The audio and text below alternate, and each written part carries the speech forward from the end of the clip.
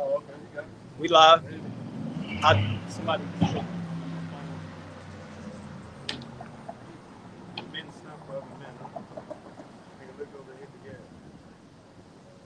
Now we'll get started. We live. All right, Shalom.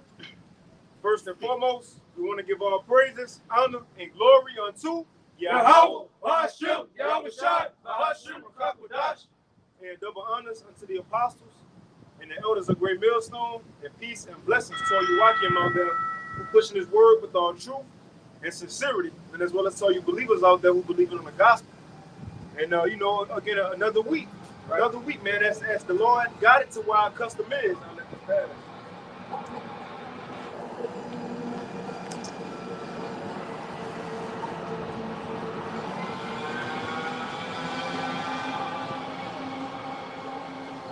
Right? Probably put some here and take some more.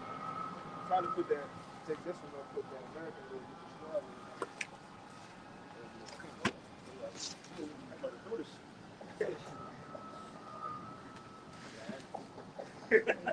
All right, but hey, like we were saying, as the Lord got it to where our custom is, man, week in, week out. You know, no matter how the weather is, if we're able to come out and push the word of the Lord, hey, so be it, man. That's what it's going to be. The prophets ain't take no breaks, right? The prophets ain't take no breaks. The apostles ain't take no breaks. The disciples ain't take no breaks. More so, Yahweh Shai himself ain't take no break, man. I was reading that today in Luke 3, man. Yahweh Shai had 3 years to do what he had to do. Right. Just 3 years. His ministry started at 30. He crucified at 33. Think about that, man. Now, all the miracles this man did, it said so much. If it was written, it'll be too many books for the world. So you did all that in 3 years? The point is, we ain't got time to waste, man. We're right here at the end of the world. Ain't got no time to waste at all. It's time to get busy, and there's a lot happening in this world as we speak. You know? Matter of fact, let's get what it is, when it says in Matthew 24, when you see these things, it's even at the door. Because we at the door, man. It's clear we're at the end of the world. It's clear, because you know how people say, let's get that in 2 Peter 3, real quick, God. You know, I said, since the fathers fell asleep, everything continue as it was. Shalom, right?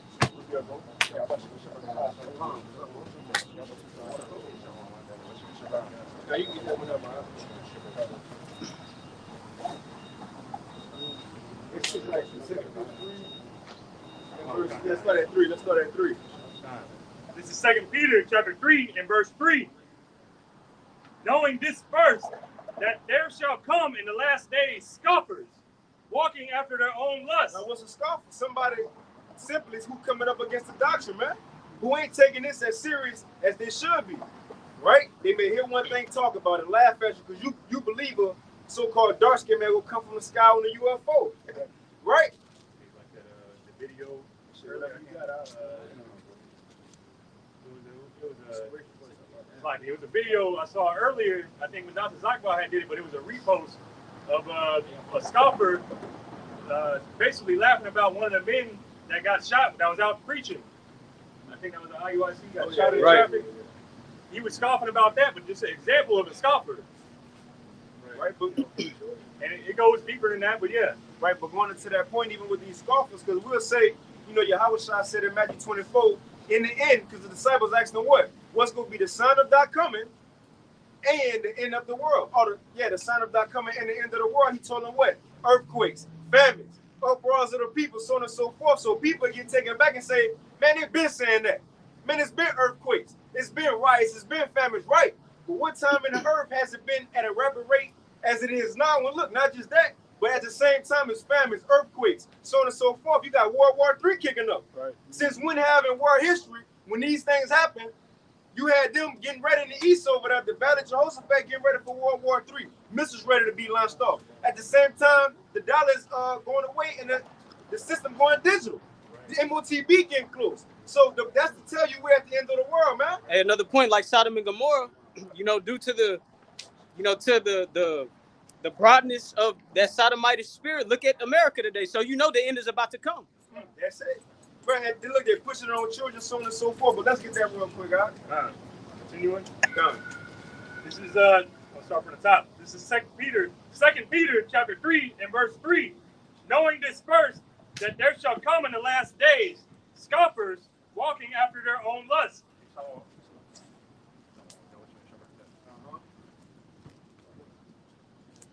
And saying, where is the promise of his coming? Right. For since the fathers fell asleep, all things continue as they were from the beginning of the creation. And shit, they said they went back to the fathers, telling you way back to the creation. They're like, man, that never happened since. Well, that's the beauty of the Lord, man. That's the Shalom, right? To catch these people off guard. That's what's gonna make the story that much more exciting. Remember, Noah was talking about the same thing for 120 years. You know, they said, man, all Great Millstone do is talk about the seal. Right. All Noah talked about was water coming from the sky. And guess what? It happened. It happened, man. But the point is, as we see these things, we got to know we at the door.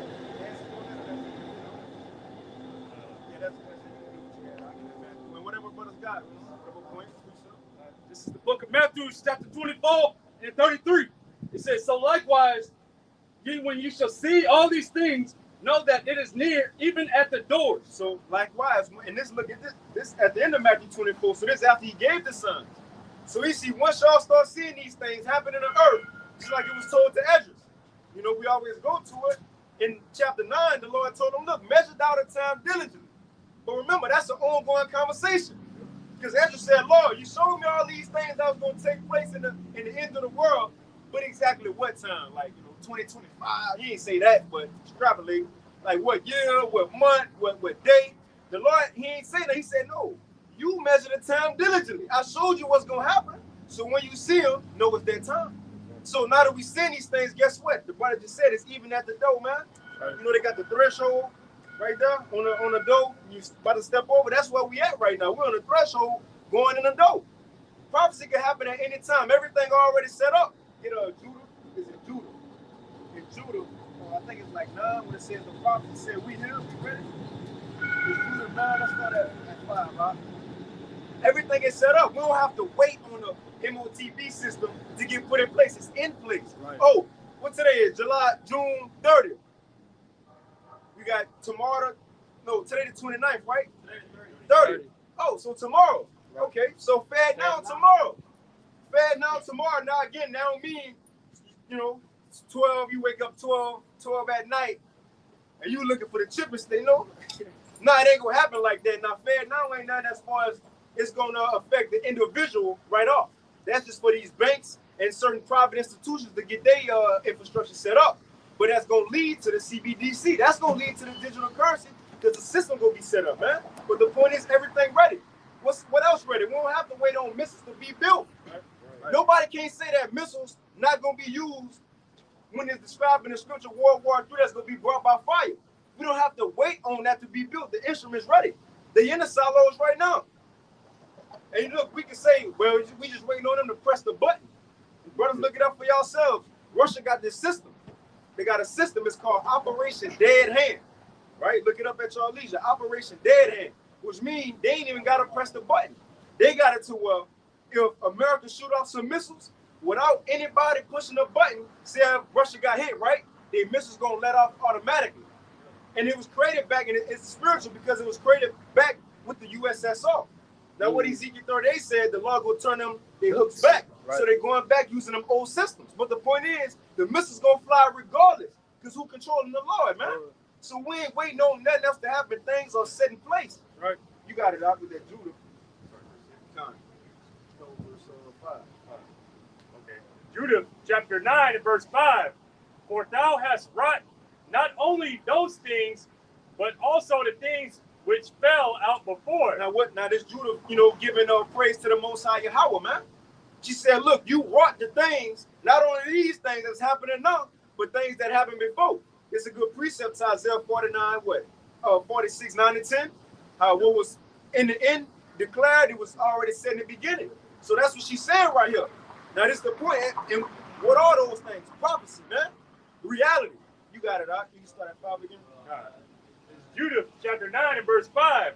For thou hast wrought not only those things, but also the things which fell out before, and which ensued after. And the things that's coming. Thou hast thought upon the things which are now and which are to come. And again, this the vision that Habakkuk was talking about. Everything that's set to be fulfilled in this Bible. But watch what the prophecy is going to say. Because the prophecy's got something to say too. You got it, huh? Yeah. Yea, what things thou didst determine were ready at hand. So it says, what things thou didst determine. What is that? Everything that's Isaiah 55 and 11, when the Lord said, my word ain't going out void. He said his word ain't going to go out void. If it's spoken, it's going to happen. If it's being spoken, it's going to happen. Just like when water come down, it got a purpose. To go into that soil and produce, to bring forth. So as this word coming out, it's bringing forth. Matthew 24. Yahweh Shai said what? When this gospel of the kingdom go to the four corners for witness unto all nations, then what? Then the end gonna come. So yeah, we speaking the word to existence. We speaking the end of the word to existence, man. By not mere words, but just by words. That's to tell you the power of the Lord. Right? But let's see what these prophecies got to say. Because Judah said, Lord, you got everything set up. Going into the time we in, everything is set. Let's see what they got to say. Yea, what things thou didst determine were ready at hand, and said, so this is what they said. Lo, we are here, for all thy ways are prepared, and thy judgments are in thy foreknowledge. You know how niggas say, I'm here. You know, the prophet said, look, we here. We ready. Everything is set, ready, set, go, man. Now, all we waiting on really, it might be, a false flag situation, another dimmick, whatever Esau gonna do. Oh, cyber attack, lights out. Right. Remember the Lord said he gonna bring forth plagues in 2nd Esdras 15 as in Egypt as before. Right. As before when? The first Egypt. Now what's some of the Max, y'all name five plagues that happened in Egypt. Toad, you can flip it. Toad, locust, darkness, flies. Shit, we have fire. Let's keep going. Hailstorm.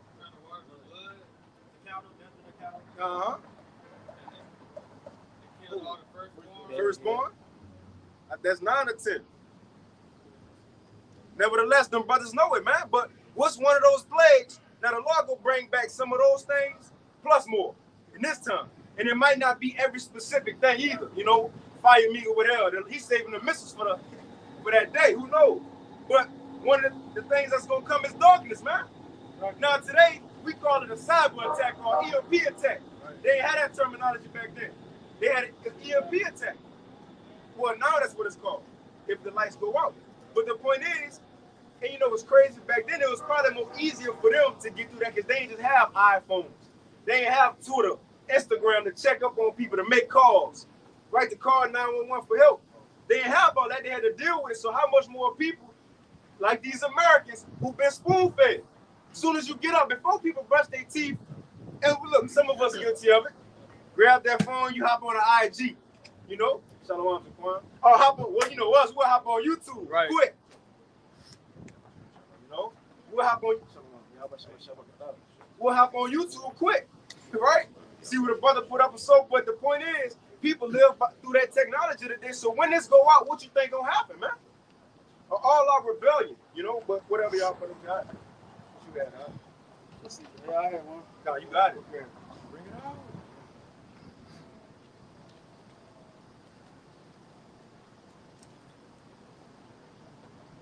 This is the book of just going into it now, how we're not to be walking in the dark at the end of the day, not knowing that the day is quickly approaching.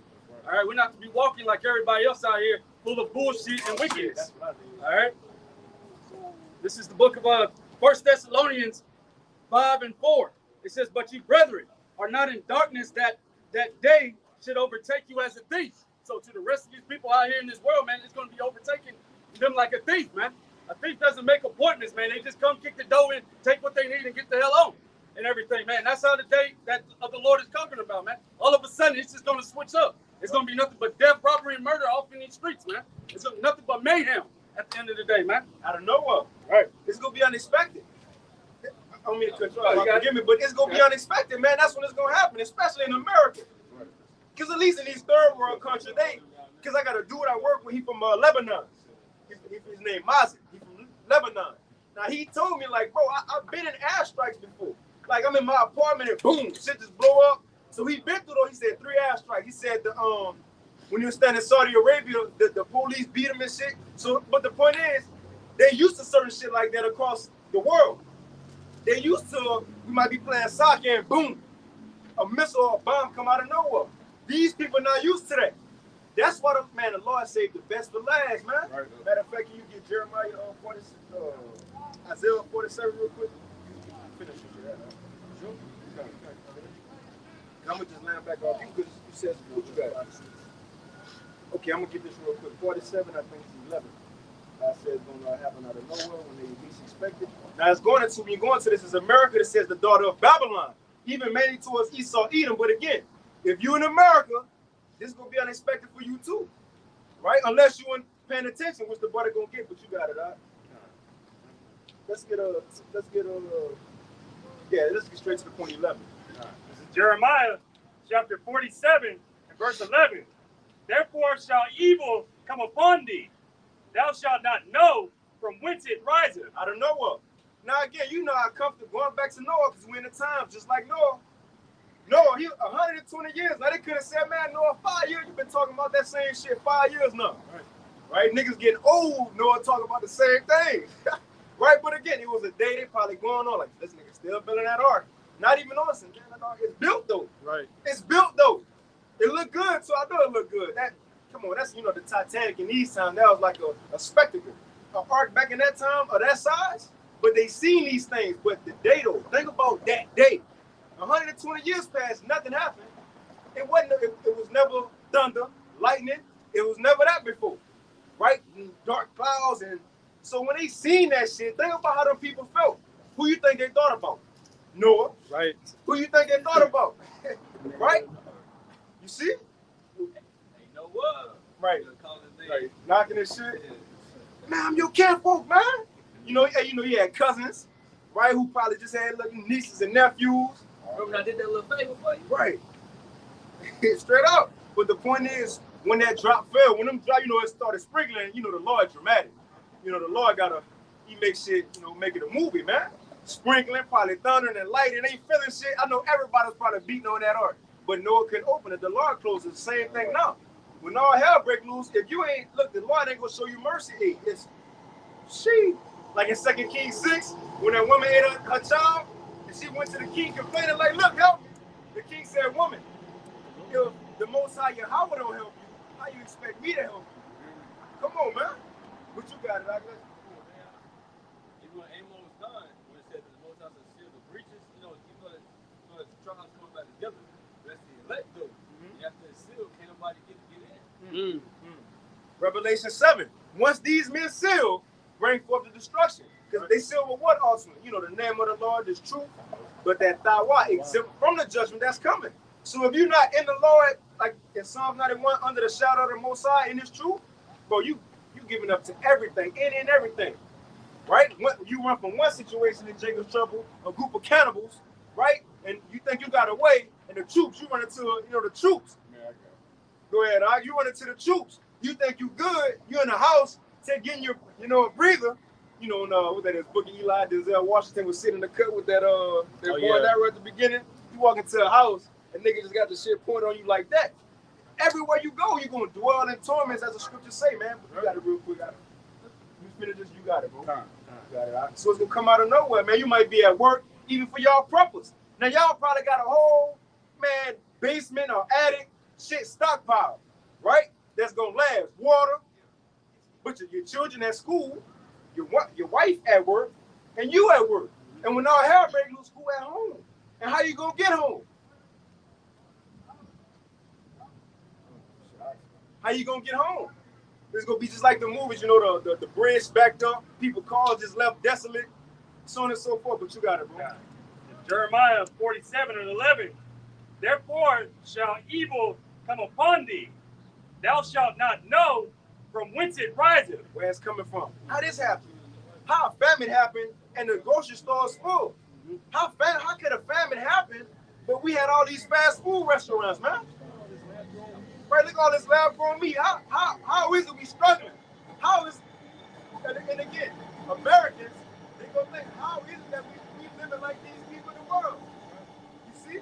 But again, the Lord gonna do it out out of nowhere. You think the Egyptians thought all that shit was about to happen to him?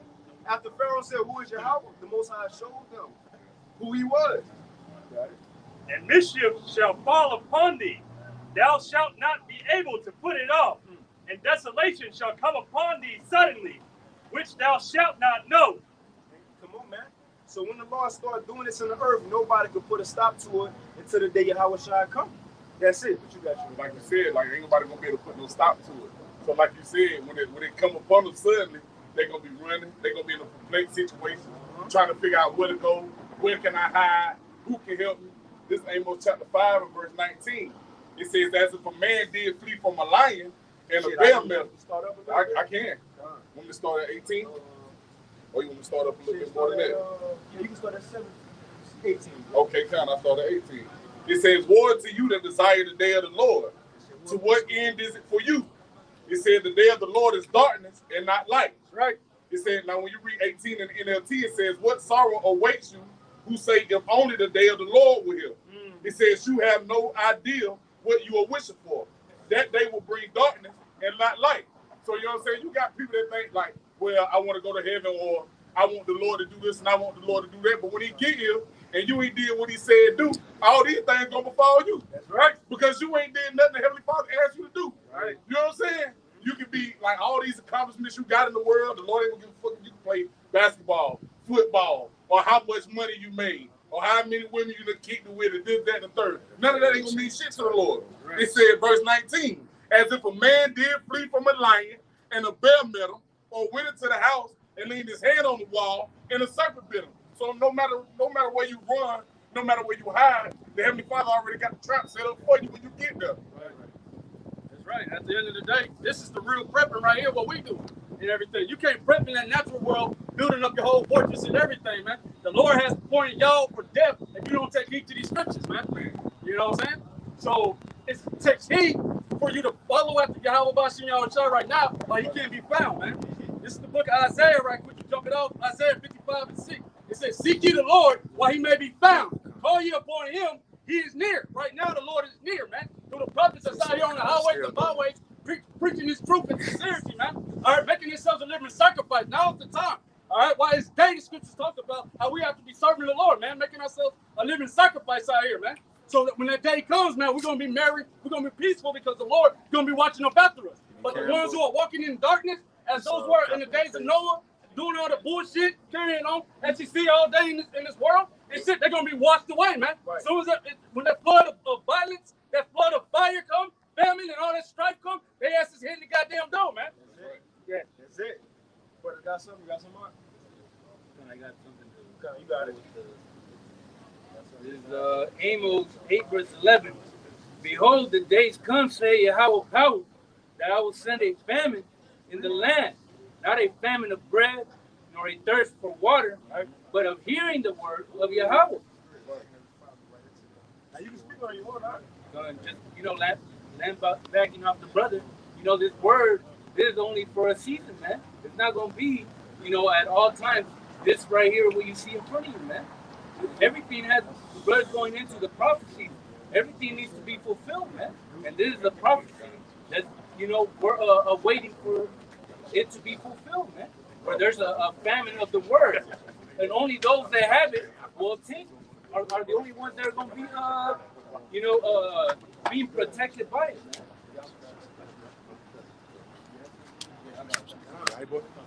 This is Second Ezra chapter 5. Didn't even say the changes. It's all good. This is Second Ezra chapter 5 and 1. It says, nevertheless, as concerning the tokens, which are tokens or signs, behold, days shall come that they which dwell upon the earth shall be taken in a great number. And it says, and the way of truth shall be hidden, and the land shall be barren of faith. You know what I'm saying? So it's going to come a time where the prophets the true prophets are not going to be out here more than the people no more, man. And the Lord is going to hide the prophets, all right, because that's the only truth in the land. He's going to hide the prophets, so when people trying to seek answers, they're not going to be able to find the true answer, what's really actually going on. It says, and the land should be bearing the faith.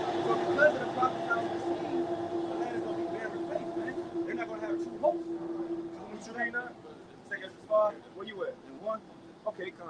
And then it says, verse 2, but iniquity shall be increased above that which now thou seest, or that thou hast heard long ago. Right, because of the prophets are still on the scene, there's still somewhat of balance in the earth. So as soon as the prophets completely get moved out the scene, it's going to be complete anarchy, man. See, that light ain't going to be nowhere on the earth no more, besides in their own domain, man. So people, it says iniquity is going to be increased. So you jump down, it says, and salt water shall be found in the sweet, and all friends shall destroy one another. Then shall wit, which is understanding, hide itself, and understanding withdraw itself into its secret chamber. You know what I'm saying? So the men with that mindset, they're going to only be the ones with that mindset. That chamber going into their mind, man. So these people, like Ezekiel, he said he's going to make his tongue stick to the roof of his mouth. I believe that was Ezekiel, right? Or Jeremiah.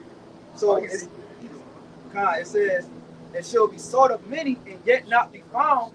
Then shall unrighteousness and incompetency be multiplied upon earth, which is the lack of control. One land also shall ask another and say, is righteousness that make of a man righteous gone through thee? And it shall say no. And at that time shall men hope, but nothing obtain. They shall labor, but their way shall not prosper. Right. And you gotta think, this brother, the brother's going into the famine of the word. Now, man, truly think about that. People get pissed off when they ain't eating or drinking. Right. Now, how much more? First, people get pissed off when they ain't eating or drinking, right? It's gonna be a literal famine come, a lack of food. Add that on to you ain't got the answers, you don't know what's going on. Now it's a famine of the word. And in this time, it's gonna be a lack of sleep with that. Look, man. Gerald Salente said, when men have nothing else to lose, they lose it. The brother just read incontentiousness. A lack of self-control. Women will be getting great. Men will be getting great. So on and so forth. People go wild out. Think about if you don't have the answers or know what's going on in the time that never happened in the earth. That's like you today. If your GPS is slow rerouting, you get aggravated at the fact you don't know where to go. So how much more on the spiritual aspect with the people that are without this? I mean, like for instance, when we just went through that C1 situation, all right, that virus or whatever, man, everybody who did not have this truth, and they was running around like chickens with their head cut off, man. Right.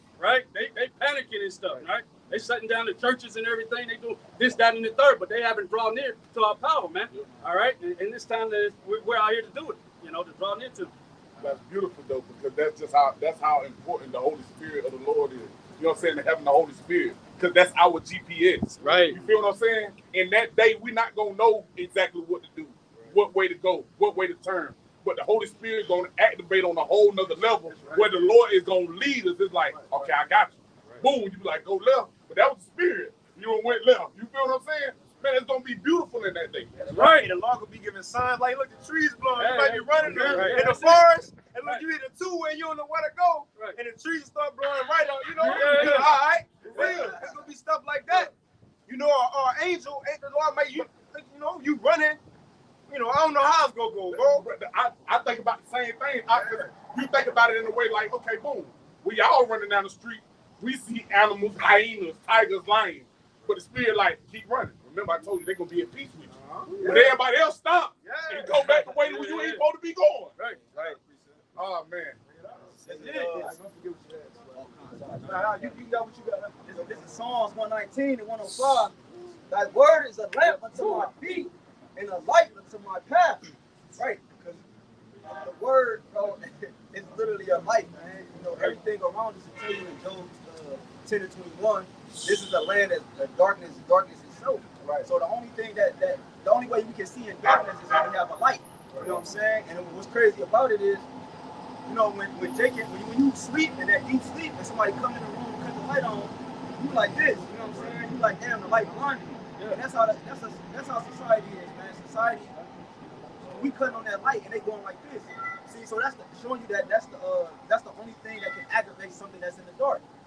And it's also, on the contrary, a way that you can maneuver through the dark. So this light that we have, man, is very important, man. The Lord is not just saying it for no reason. We're going to literally, we're getting spiritual experience right now, man.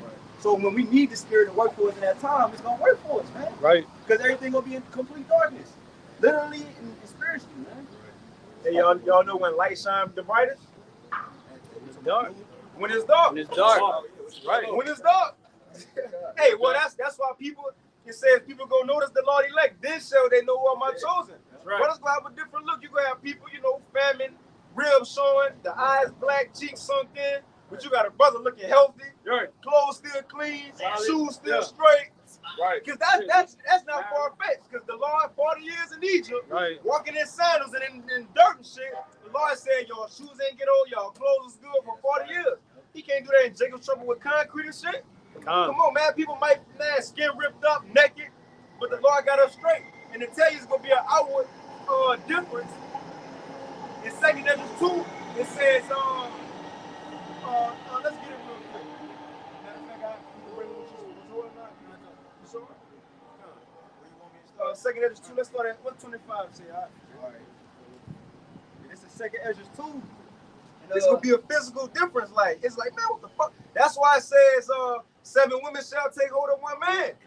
They gonna realize in that time what a true high value man is. Right. Not just because you got money. I know a lot, bro. Look at the celebrities, these rappers. That's some lame ass niggas with money. That's it. That's it.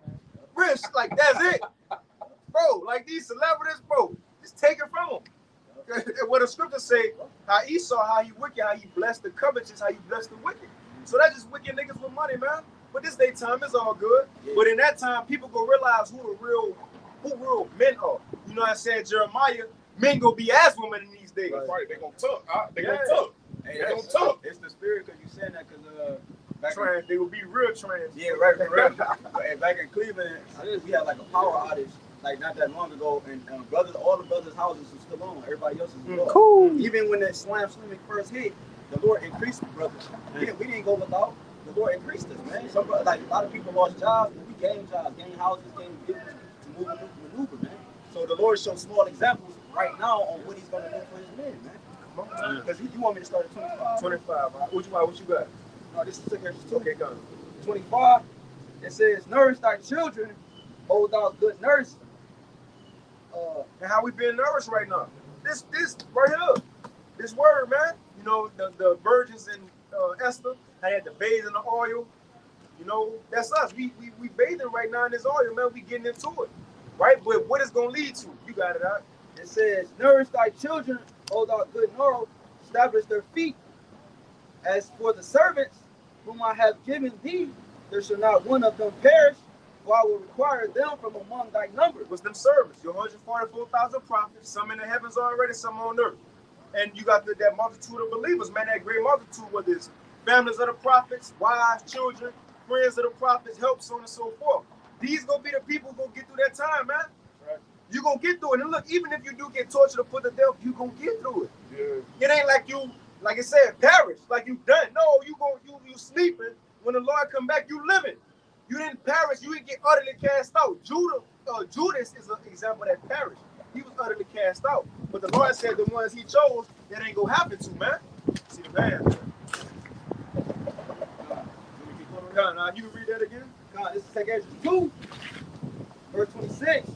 "As for the servants whom I have given thee, there shall not one of them perish, for I will require them from among thy number." In other words, they go be in this chariot. Yeah. They go be in that chariot going to get that crown from Yahweh side. Nobody can stop that from happening. Nobody can stop the elect from being the elect one way or another. Even if they do get tortured, guess what? They still the elect. You got the 7 brothers and their mother in Maccabees. What it said at the end? These men died undefiled. In other words, no God. Come on, man. So you think they gonna come back in their lot and be on that chariot to get that crown? Yes. Yes, they went out in their time for the Lord.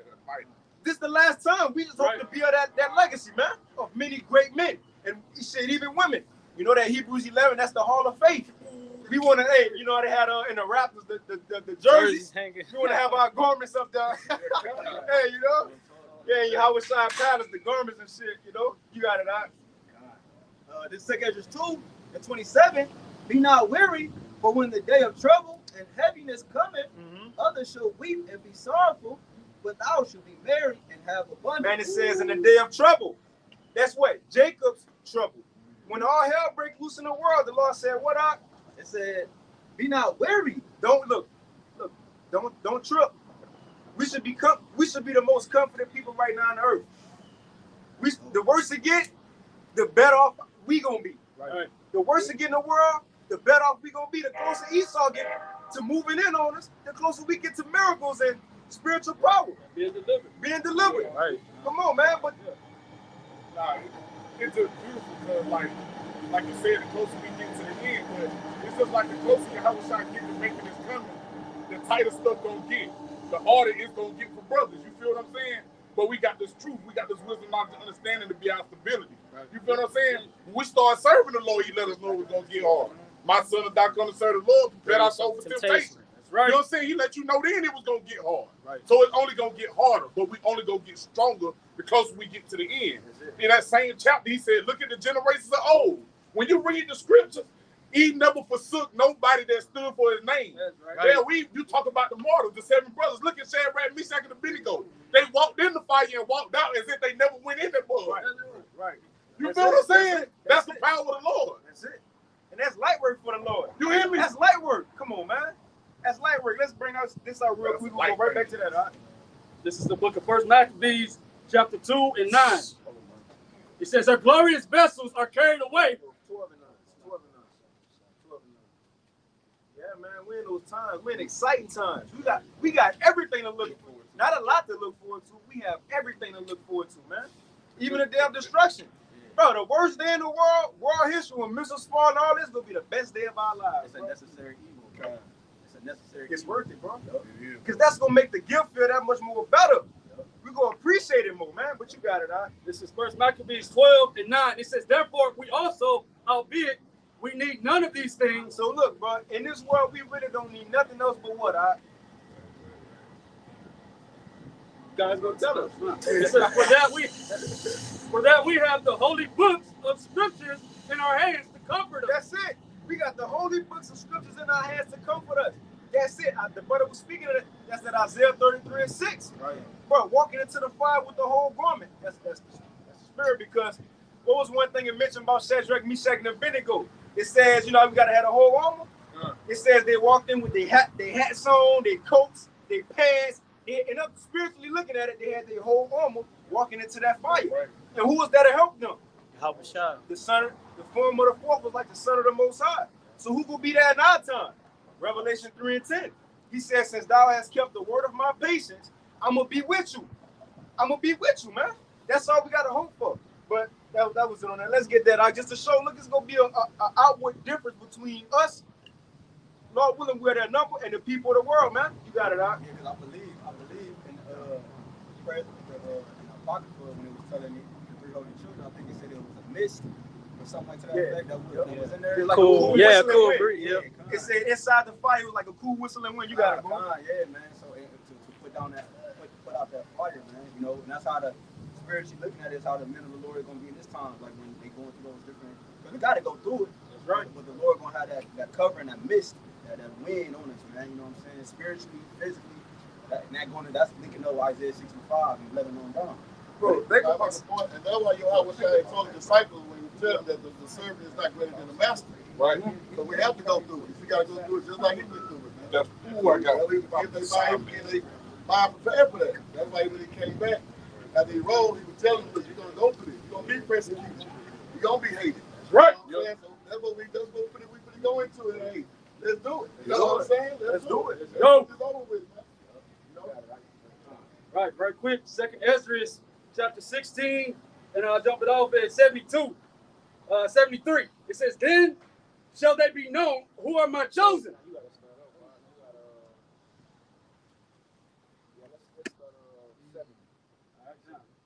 Second Ezra, chapter 16 and 70.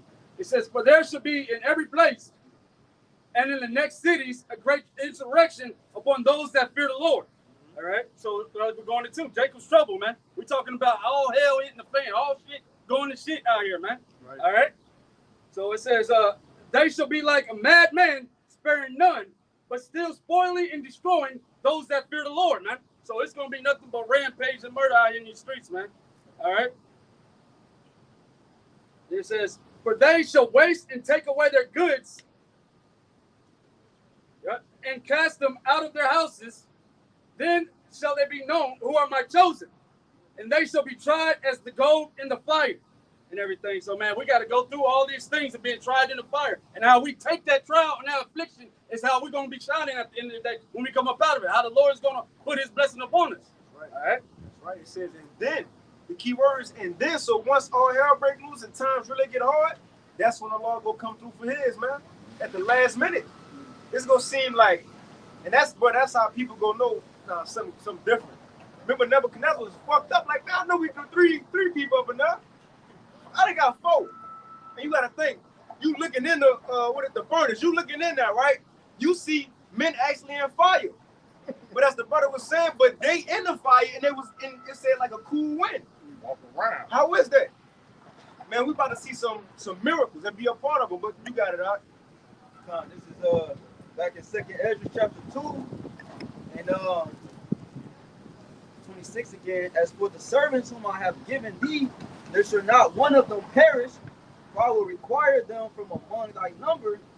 Be not weary, for when the day of trouble and heaviness cometh, others shall weep and be sorrowful, but thou shalt be merry and have abundance. The heathen shall envy thee, but they shall be able to do nothing against thee, said the Most High. It said the heathens go envy us. Look, 2/3, they're part of that too. Because what Shah said, cast them off as a heathen, man, if they don't want to get down. But the point is, it says they go envy us. Now, again, Yahweh Shah said, lay up spiritual gifts. Well, people can't, moth and rust ain't going to corrupt. These can't break through and steal. So they ain't going to be envying the Holy Spirit in us. Think about it. They ain't going to be envying us calling on Yahweh Shah. That's a spiritual thing. They ain't going to better envy our faith. Man, give me your faith. Put a gun out here. Give me your faith. They ain't going to better envy that. So what they going to have to see something on the outward appearance. Right. They going to have to envy it. Oh, remember the plagues was coming in Egypt. It was happening in Egypt where we was, it wasn't happening. Remember Pharaoh even sent his people, he like, man, go check. Matter of fact, he went one time too. That's when the cattle died. So he went check. He seen, our cattle still good. It said Pharaoh was hot and pissed off, but did he come over there and do nothing? No. The same thing, they go see us being taken care of, but they ain't gonna better stop it. They ain't gonna better get in on it either. Come on, man, the Lord about to separate his. It looked like we losing now. All right? It looked like David would have lost to Goliath too. Right.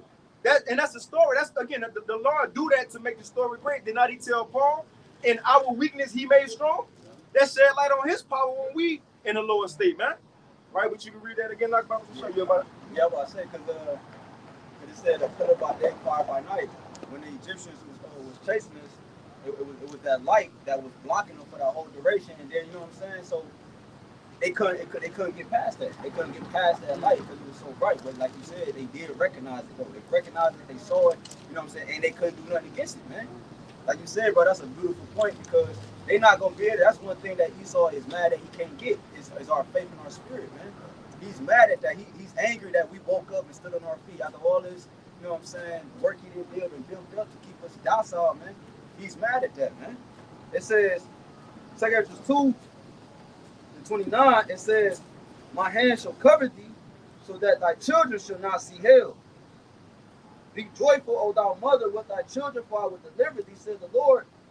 Remember thy children that sleep, for I shall bring them out of the sides of the earth. That's pretty much it on that.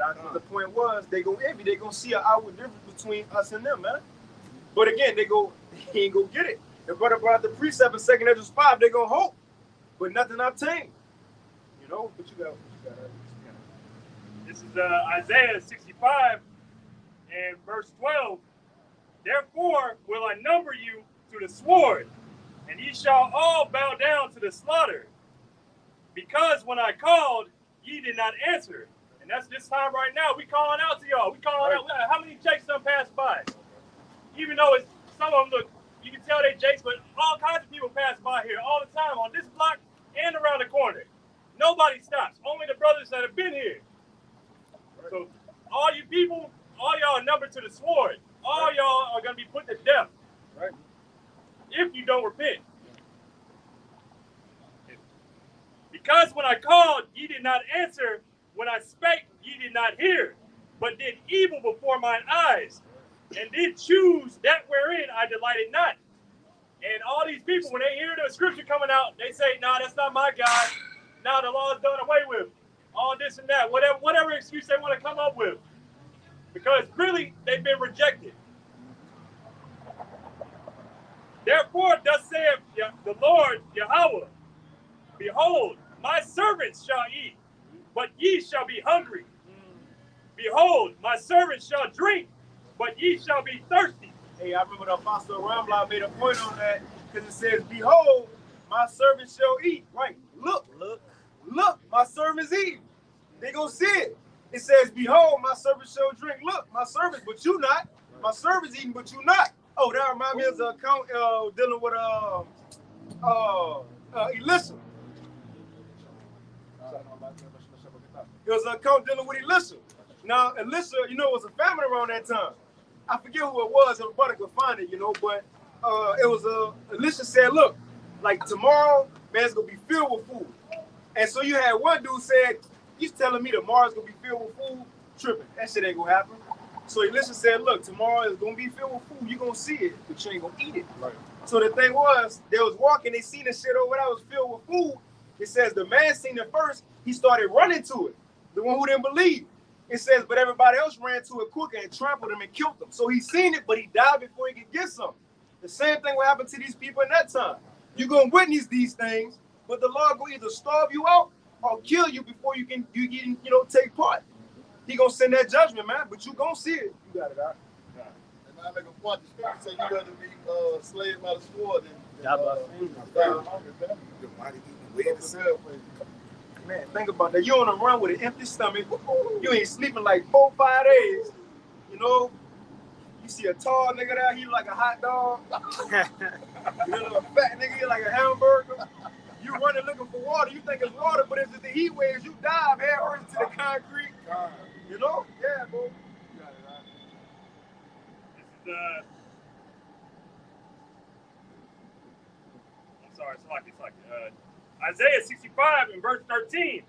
Therefore, thus saith the Lord Yahweh, behold, my servants shall eat, but ye shall be hungry. Behold, my servants shall drink, but ye shall be thirsty. Behold, my servants shall rejoice, but ye shall be ashamed. My servants shall what? It's like it. My servants shall what? My servants shall rejoice. Hey. Time out in hell, man. We're gonna be rejoicing, bro. Right. You know what I'm saying? While everybody running around like the brothers supported with their chicken with their head cut off, hey, we're gonna be rejoicing. Because we know what time it is. We were given that the riches, the depth of the riches, is knowledge and wisdom understanding. That's the true riches. And the brother was saying, everybody with this fake dollar they got, we have the true riches, and man, this is the knowledge and wisdom understanding that we have, bro. Right. So when everybody bugged out in that time, we don't understand. Why? Not saying we don't go through hell, but we don't understand. So we're going to be rejoicing in the time when all hell breaks loose. And we don't have a reason to because we know this is coming. We got to keep the faith to the end. And you know what else too, Ak? We going to be, bro, it's, man, because we're going to be laughing, rejoicing because we've been taken care of. Right. You know, that is many aspects of why we're going to be happy in this time. One, because we're going to be taken care of. We're going to be a part of miracles, seeing angels talking to us and, you know, random things happening. But also we can rejoice because we're going to finally get to see these people get judged. Right. We're like, fuck, man, let's go. You know, these rainbow flag supporters. But another one, the main one, we going to know when Jacob's trouble fully popped off, you're a pilgrim in the earth. But any day now, Yahweh Shah going to show up. Right, bro. And it's days. It's going to be days until we get in them new bodies and we're going to live forever. But we're going to be, man, look, the table's going to turn. Right here. We're going to be happy because we're going to be taken care of, Lord willing. We're going to be rejoicing because seeing these people get judged. And also because we that much more closer to our kingdom. And that's how one way we're going to stand out. Because everybody going to be in there frantic what to do. The prophet's going to be looking like walking by a lad, you know? Hear me. They going to be like, why they ain't tripping? Okay. That's how the Sunday was, man. We weren't tripping, man. The whole world was in panic. Right. You know, everything shut down, man. It was good, man. I mean, if anything was still getting to happen, the brother would be like, well, this might be it right here. Right. Yeah, y'all think we always waiting on it. He's like, come on now. Like, this is it right here. You feel what I'm saying? What the brother was talking about earlier, like the blackout. We waiting on something else to happen. We ain't like, shoot, all right, we cool. They give us a little more time to do X, Y, and Z. I'm playing for this, I'm playing for that. We like, nah, something got to shake. Like, you know what I'm saying? I'm ready to see something go down. But when the brother first started reading Isaiah 65 and 12, we talked about how they reject this knowledge, how they reject this wisdom. This Proverbs 1 and 20, it says, wisdom cried without, she uttered her voice in the streets. That's what's going on right now. That's what we're doing. Crying without, uttering our voice in the street, sign the crime for the abomination that's done in the midst. You feel what I'm saying? It says she cried in the chief place of concourse in the openings of the gates in the city. She uttered her words, saying, "How long, ye simple ones, will ye love simplicity? How long you gonna stay caught up in this folly? How long you gonna stay caught up in I want to go kick it? How long you gonna stay caught up in I want to take this trip out the country I ain't never seen the world? Instead of waiting on the Most High to come redeem you, give you them new bodies that we talk about, where we get to enjoy everything. Grow forever. Yeah, that's the irony of it all, because everybody in the world is trying to do what we actually doing just on the right hand side. They're trying to seek long lives and new bodies, and that's why they work out. That's why they do things. Yeah, that's why they had a surgeries. Right. They're trying to obtain it just another way, man. They're going up another way instead of the way the Lord told them to go to obtain that way. It said, "How long, ye simple ones, will ye love simplicity, and scorners delight in their scorning, and fools hate knowledge?" It says, "Turn you at my reproof, and I will power out my spirit unto you. I will make known my words to you." That's just wisdom, knowledge, and understanding. It says, "Because I have called, and you refused, I have stretched out my hand, and no man regarded. But ye have sat not at all my counsel, and with none of my reproof." Meaning you, go ahead. It's like because the brother read Isaiah 65, because I think in 11, it say they prepare a table for that truth. That's going into they don't forward in this man's agenda, his ways, man, by building up new cities and businesses. You got the so-called black community trying to do this and that. They're keeping this man's system alive by participating in his entertainment, his sports. Everything that you see around is held up by Jake, man. You know, so that the results of that is the same judgment as Esau, man. Because there's no life. There's no life in this society, bro. It's all death. It's all surrounded by death. So when you uphold that way, you uphold death, man. Go ahead. So you got to put out. Proverbs 1:25. It says, "But ye have said not at all my counsel, and with none of my reproof." It says, I also will laugh at your calamity. I will mock when your fear cometh. The Heavenly Father, if you ain't seen the Heavenly Father do everything by the prophet. Lord willing do men. We preach and teach the word that he put in our mouth to speak. So how you think he gonna laugh in that day? He gonna laugh to us. Like the brother said, how we sitting there, we gonna be sitting in that calm state while everybody bugging out. I mean, shit, to a degree, it's gonna be funny. You gonna be like, shit, told you. You know what I'm saying? Now you see what we talking about. You know what I'm saying? It says, when your fear cometh as a desolation, and your destruction cometh as a whirlwind, when distress and angels come upon you. It says, verse 28, it says, then shall they call upon me, but I will not answer. They shall seek me early, but they shall not find me. So it ain't like it's gonna be a feminine word then. Like the brother quoted. Our tongue will stick to the roof of our mouth. Even if we decide, okay, I might want to help this person, he ain't gonna be able to. It's over with. Them doors closed. Just like the ark was closed. It's over now. Yeah, like Apostle Tahar said, if I can say, we're about to come into that time because Apostle Tahar just said he believed the elected seal already. And Apostle Rahman Lamback and say he do too, man. So, hey, if you know the spirit, that's the spirit got them saying that, man. It's about to actually happen with the brothers going into it. You know what I'm saying? Where we got to get ready where we ain't gonna be able to actually save these people, man. You know what I'm saying? I actually been seeing signs about that, like just different music coming on, the Project Pat Don't Save Her, different stuff like that. There's been signs like that in my face lately. Was saying don't save them because it's over with, man. Hey, that's what the Lord told Jeremiah. Don't pray for these people, bro. And you keep reading. He put a curse on them. And it said in that same chapter, Jeremiah 11, brother quoting, it said they should not escape. Right. You know what I'm saying? So they're not gonna be able to escape this, man. So the Lord said, don't even bother praying for them. It's already set up. That's even the answer too. Yeah, you know, he was trying to please them. Hey, don't worry about them. Don't be concerned about them. You know, hey, man, I just got a fear on my side. That's still there gonna rest on this. Right. Yeah, still on that. Yeah, I got some. I'm gonna try to get down to 33 right quick. It says this is verse 28. It says, and I'm gonna read the rest in the NLT. It says, when they cry for help, I will not answer, though they anxiously search for me, they will not find me. It says, for they hated knowledge and chose not to fear the Lord. It says they rejected my advice and paid no attention when I corrected them. Therefore, they must eat the bitter fruit of living their own way, choking on their own schemes. Because you thought you knew better than Yahweh was shot. Because you thought you had it figured out. Right. Because you thought your answers were in the world. You thought that you could walk down into Egypt and cover with that covering that wasn't a Yahweh was shot. And then the Egyptians were going to help you. But ultimately, all you're going to do is catch the same judgment as those heathens. Right. You know what I'm saying? Your power looking at you the same way he look at the enemy. Right. Because you chose the other side. And that's like go ahead. The scripture says, though hand join in hand. That's right. Like, although you can let you go down with them. But that's the worst thing. You getting judged as the law gonna judge the Edomite. Right. Come on, man. Man, bringing that verse back. It's Proverbs 1:30. It says, they rejected advice and paid no attention when I corrected them. Therefore, they must eat the bitter fruit of living their own way, choking on their own schemes. For simpletons turn away from me, it says, to death. For simpletons turn away from me to death. Fools are destroyed by their own complacency. Y'all sit complacent in your sins and the way you live, thinking the most, like you said, y'all done settled on your leads. You don't think the Most High gonna do good or evil, but you got another thing coming. Verse 33, it says, but all who listen to me will live in peace, untroubled by fear or harm. Like you said, we're gonna be good. We're gonna be straight. It ain't gonna be nothing to really worry about. Yeah, because it says in Sirach 5 and 7, in thy security thou should be destroyed. Because it mentioned complacency in there, man. That's the thing. These people are comfortable, man. They're comfortable with wickedness. That's they don't scoff at it. You know what I'm saying? They don't come against it. You know what I'm saying? They literally are for the system, man. You know what I'm saying? So therefore, what, like the brother said, they got to reap the reward, which is destruction of this place, man. They got to go out with it, man. Right. That's the only way Israel can come back to their right mind, man. Right. 1/3 of our people. They got to go through the fire, man. Like the physical fire. You know what I'm saying? Yeah, in their security, they're gonna be destroyed. But in destruction, we're gonna be secure. That's the title right there. It's a balance. You hear the title? You got it out. Isaiah 30 message. And what? Woe to the rebellious children, said Jehovah, that take counsel, but not of me, and that cover with a covering, but not of my spirit, that they may add sin to sin. So you got it out. You speak on it? Yeah. Right? Woe to the rebellious children, man, which is 2/3 of Israel, man. Okay? They take counsel, but not of me.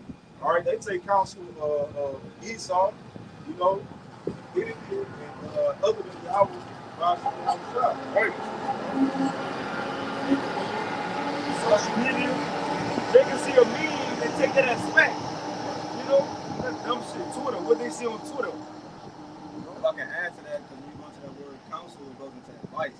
You know what I'm saying? And then it said, what was the last part of that verse? But not of me, and that cover. Yeah. That cover. Because when you go into, you know, when the sun is out during the day, you go under a tree or something that's overhead. That's a covering that acts as a shadow, a protection. You see, when the people they take on the protection of Esau. You know what I'm saying? So when the system fails, they're gonna run to Esau for one and need of all things, man.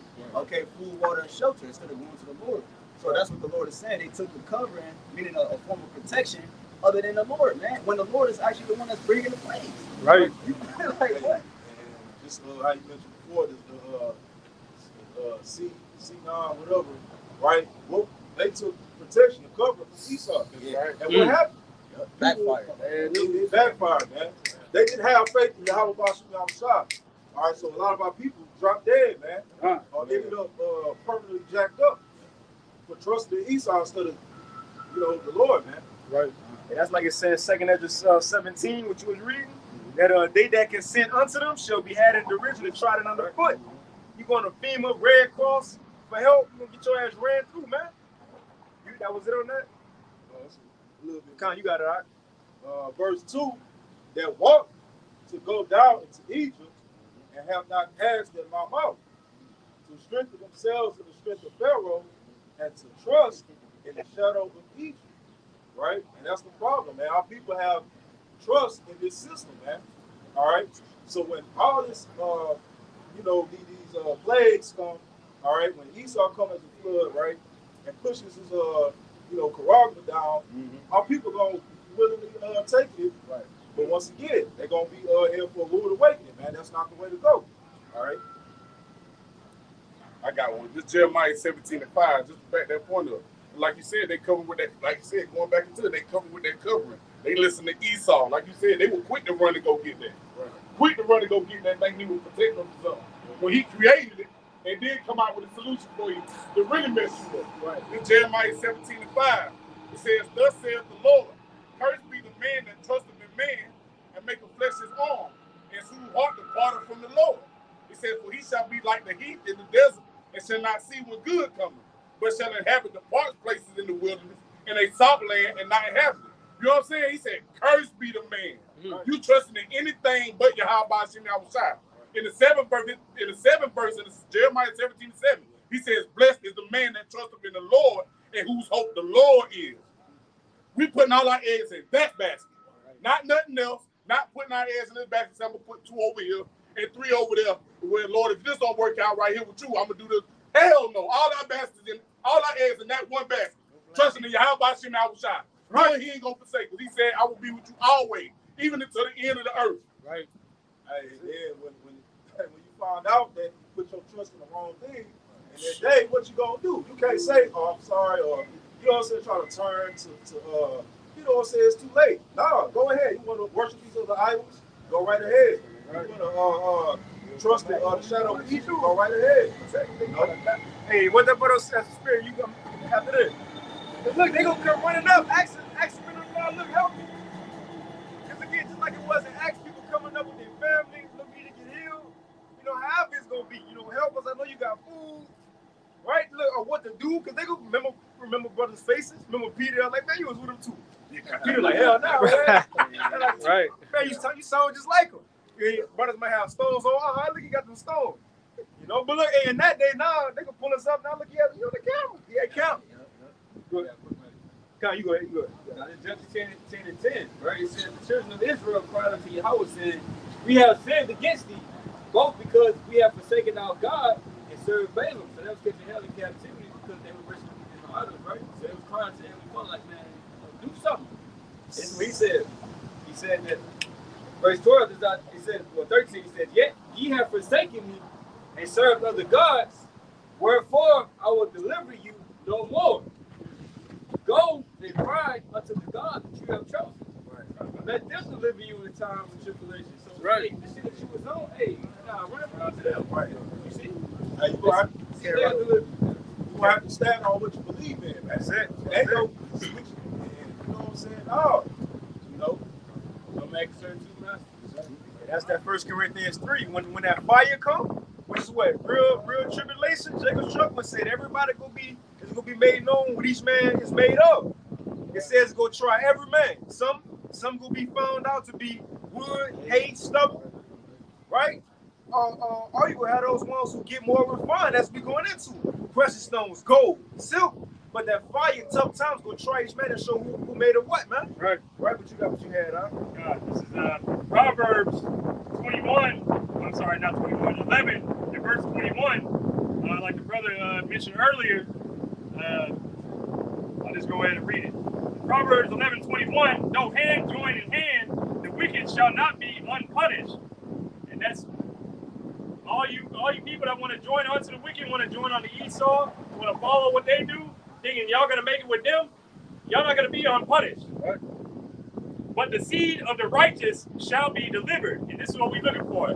Us men in this troop that are seeking after righteousness, we are seeking to be delivered out of this. Yeah, y'all got it. That's it. You know, you can read that Jeremiah. Got it.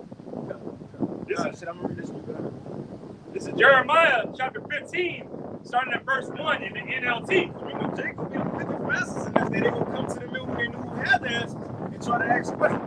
What we go, what we do, what's next? And it's gonna be a lot of responses. If the law don't have it to where you put them down, man. Then Yahweh said unto me, even if Moses and Samuel stood before me pleading for these people, I wouldn't help them. And so mention the people he just mentioned. He said Moses and Samuel. Man, look, hey, want to tell you how important them men is. Yahweh brought them two forth on the transfiguration on that mountain. That's two man prolific men in our nation. Some of the top men of this legacy, man. Moses and Samuel. He said in the Lord, man, they was beloved by the Most High. Masha. He came back as the beloved David.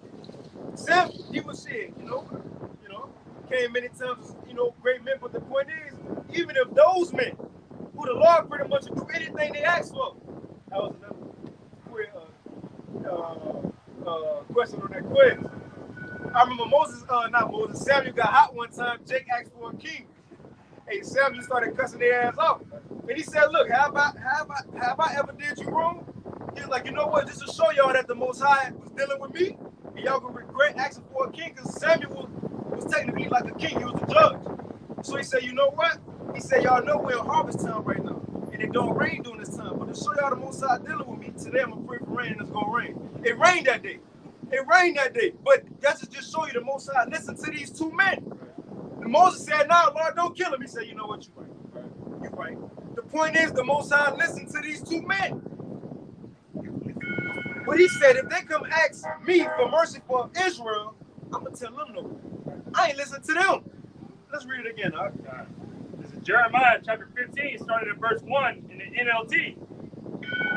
Then Yahweh said unto me, even if Moses and Samuel stood before me pleading for these people, pleading, not just asking, begging, Lord, show mercy to them, I wouldn't help them. Still ain't coming. Again, brothers been bringing out the precepts. You didn't want to hearken when the word, you know what he said, when the goal was, you want to hearken. Right. Turn in, you sent not in all my counsel. Right. All this reproof. You ain't want to be rebuked. You know what I'm saying? That's why they say, speak not unto his right thing, speak to a smooth thing. You don't want to hear the stuff that's going to make you go the right way or do the right thing or live according to the way Yahweh Shem Yahweh. Right now, they don't want to listen because it's Friday night. It's Friday. It's Friday. Turn time. It's Friday, baby. You know, you got a lot of shit to do. When it's in Houston, you in the city, wherever brothers said, there's a lot of stuff people can do. Why would they stop now? But it's going to backfire because when they want to hear the law, it's nah, nigga. Let's read it. Away with them. Get them out of my sight. And if they say to you, but where can we go? Oh, so they gonna come asking what to do, man. I see you out there, man. I have in my hand. I see you on the video. What to do, man? I remember you was talking about, you know, the MOTB and this. Like, what's the order of things? They gonna be asking. What's gonna be some responses? Now again, this may be the exact responses all around it. You got it, huh? But where can we go? Tell them. This is what Yahweh says. Man, look, this is what the Lord got to say. Those who are destined for death to death. So it's gonna be brothers. It's over. Again, what the king told the woman: if the Lord don't help you, how you expect me to help you? Man, the Lord about to kill you. And you know, in that time, we're gonna be on another glory. The Lord gonna be dealing on another level. Like speaking like Nathan did David. Like, you know, when brother cut you or something, your heart dropped, like, oh fuck. Right. Yeah, that's what it's coming to, man. The Lord about to kill you, man. Like Samuel told a dude who thought he was about to eat, but you gonna die before you touch that food.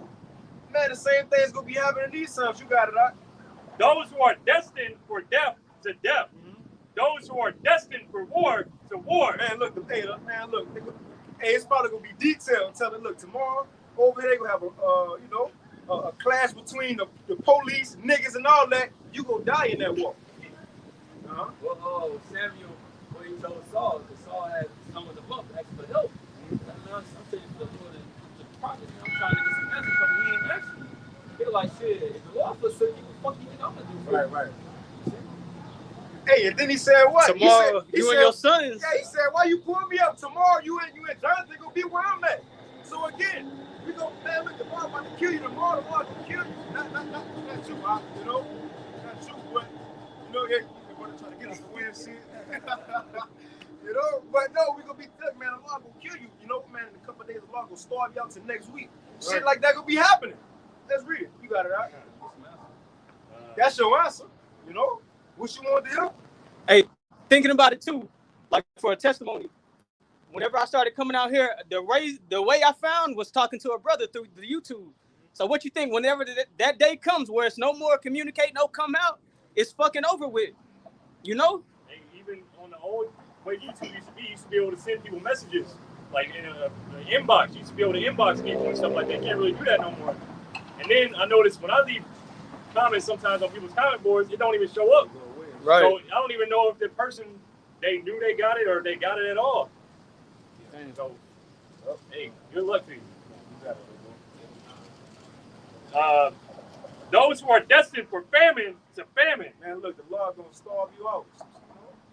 People gonna die, man. You look at children, you know, so on and so forth. That's what they gonna be told. You know, they gonna be told their fate. That's what it is. They gonna be told their fate, man. Right? And the Lord make it specific, but you got it, bro. Those who are destined for captivity to captivity. Man, look, in 3 days, the Lord gonna have you throw in the concentration camp. Mm-hmm. You know, tortured. so on and so forth. That's how he dealt with Joseph. Mm. The men seeking their, what was going to come. Joseph had a dream, and he broke it down to him. Hey, detailed. He told him what? He said, yeah, like, man, I had the basket of, it was the baker. He said, man, I had a basket of bread, and, birds came plucking. Joseph like, yeah, you gonna die. They gonna be plucking at you, or whatever. Yeah, but people gonna be hearing their judgments. Yeah. We going through our fire right now. We got to get cussed out, rebuked. Yeah. Right now, the field play moments. You go home, you ain't got the music on. you thinking this shit like, fuck. You texting about us a lot, yeah. If I feel, but we going through that now. But if a brother can 1 Corinthians 11:31 real quick, we going through that now. So when the time comes, they gonna be told, man. We being told about ourselves now. They gonna be told about themselves then, but then it's judgment. And ain't gonna be no spiritual fight no more. With spiritual, physical judgment is gonna turn to whoever got it do. Okay, you got it, right? This is the book of 1 Corinthians 11:21. 31. It says, for if we would judge ourselves, we should not be judged. Right. In other words, you would think, well, if I'm applying the word, I'm doing what the Lord said, the Lord shouldn't have to judge me, right? Right. But when we are judged, so he's still going to judge us. What's the perfect example? Yahweh Shai and Job. Them men ain't in that life, they ain't do nothing, but the Lord still would judge them, although they was judging themselves and living accordingly. So the Lord gonna judge us anyway, but this is the point. Why? What's the payoff of us getting judged now rather than later? It's gonna tell us. You can start from 31 again, read down. It says, for if we would judge ourselves, we should not be judged. Mm-hmm. But when we are judged, we are chastened of the Lord. We are chastened of the Lord. That we should not be condemned with the world. So we ain't got to be condemned with the world. We going through it now, so we don't have to go through it with the world. Again, we keep bringing up Noah. Noah, man, look, that was laborer's work. This man probably getting splinters, That's the major splinters too. Splinters probably hit his hand on the, hit his, with the hammer. That man going through that, people laughing, scoffing, probably hot. But again, it paid off in the end. The same thing for us now. What we going through, looking foolish, right? You might see some people, they walk down like, what the fuck he doing? Laughing, scoffing, But it's crazy because, we go through a lot of shit, but our family look like, man, he turned to the Lord. Why is life getting worse? Like, right. Why it seem like he just, going through a lot of shit since he got in this so-called truth in? Right. We being chastened of the Lord, so we don't have to go through it with y'all, man. You hear me? And just a flip side to it, that's on point. Because they even think your attitude get worse. Or they say something wrong with you, or you got problems. But the Lord, me and the brother were talking about it earlier on camera. The Lord's just making the most sick of this place, just making you bitter. You feel what I'm saying? When you really can't stand this place. You feel what I'm saying? And that's why I be like that, though. You know what I'm saying? You oh, bro, you got it. This shit. Well, listen. I have with the Waffle House, the uncle knows they know you put it. So I'm going up, go order my food. He sits down, talking, but he loud as hell, bro. But you about to go get you some turkey bacon? Malcolm X. Right. They got on the jokes and shit now. Yeah. But in that day, he said, hey, that the men of the Lord don't lie. They gonna do that shit. Right. That's right, man. That's like it said, 1 Peter, that 1 Peter, the 7th chapter, man. How it says, we being tried right now.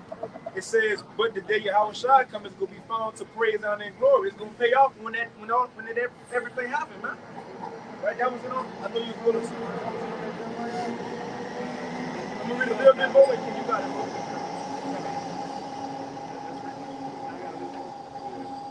This is Jeremiah 15:3 in the NLT.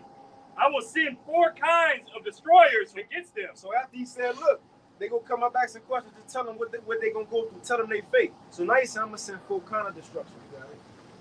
Says Yahweh, I will send the sword to kill. The sword, and I mind you, everything he naming that's gonna be sent to them for judgment, like in Job 5, the same things he said he gonna protect us from. The sword, shit, animals. The brother quoted it. Well, right here, what they gonna go through, we was already told in Buku scriptures, we gonna be protected from these same things. And what the Lord said in Jeremiah, I believe 29:11, that he gonna give us an expected end. Mm-hmm. What you expect, Doc? From here on out, what you expect? As far as for yourself, what you expect, Doc? Chastity, he didn't have an ultimate salvation. Mercy. What you expect, Doc? Same thing, right? What you expect, Doc? That standard being lifted. Straight up. But we expect to be saved through Jacob's trouble, and when missiles fall, to get beamed up. Well, the Lord said he gonna give us our expected end. Bro, what we hoping for, expect to receive that. Like, but it's real life we live in. This ain't just we reading out the book and this real life. Come on, man. Who else in the world really, when they wake up, I gotta watch some lessons of men talk about the Bible today. Or I gotta do a lesson. You get pissed off, I ain't read yet.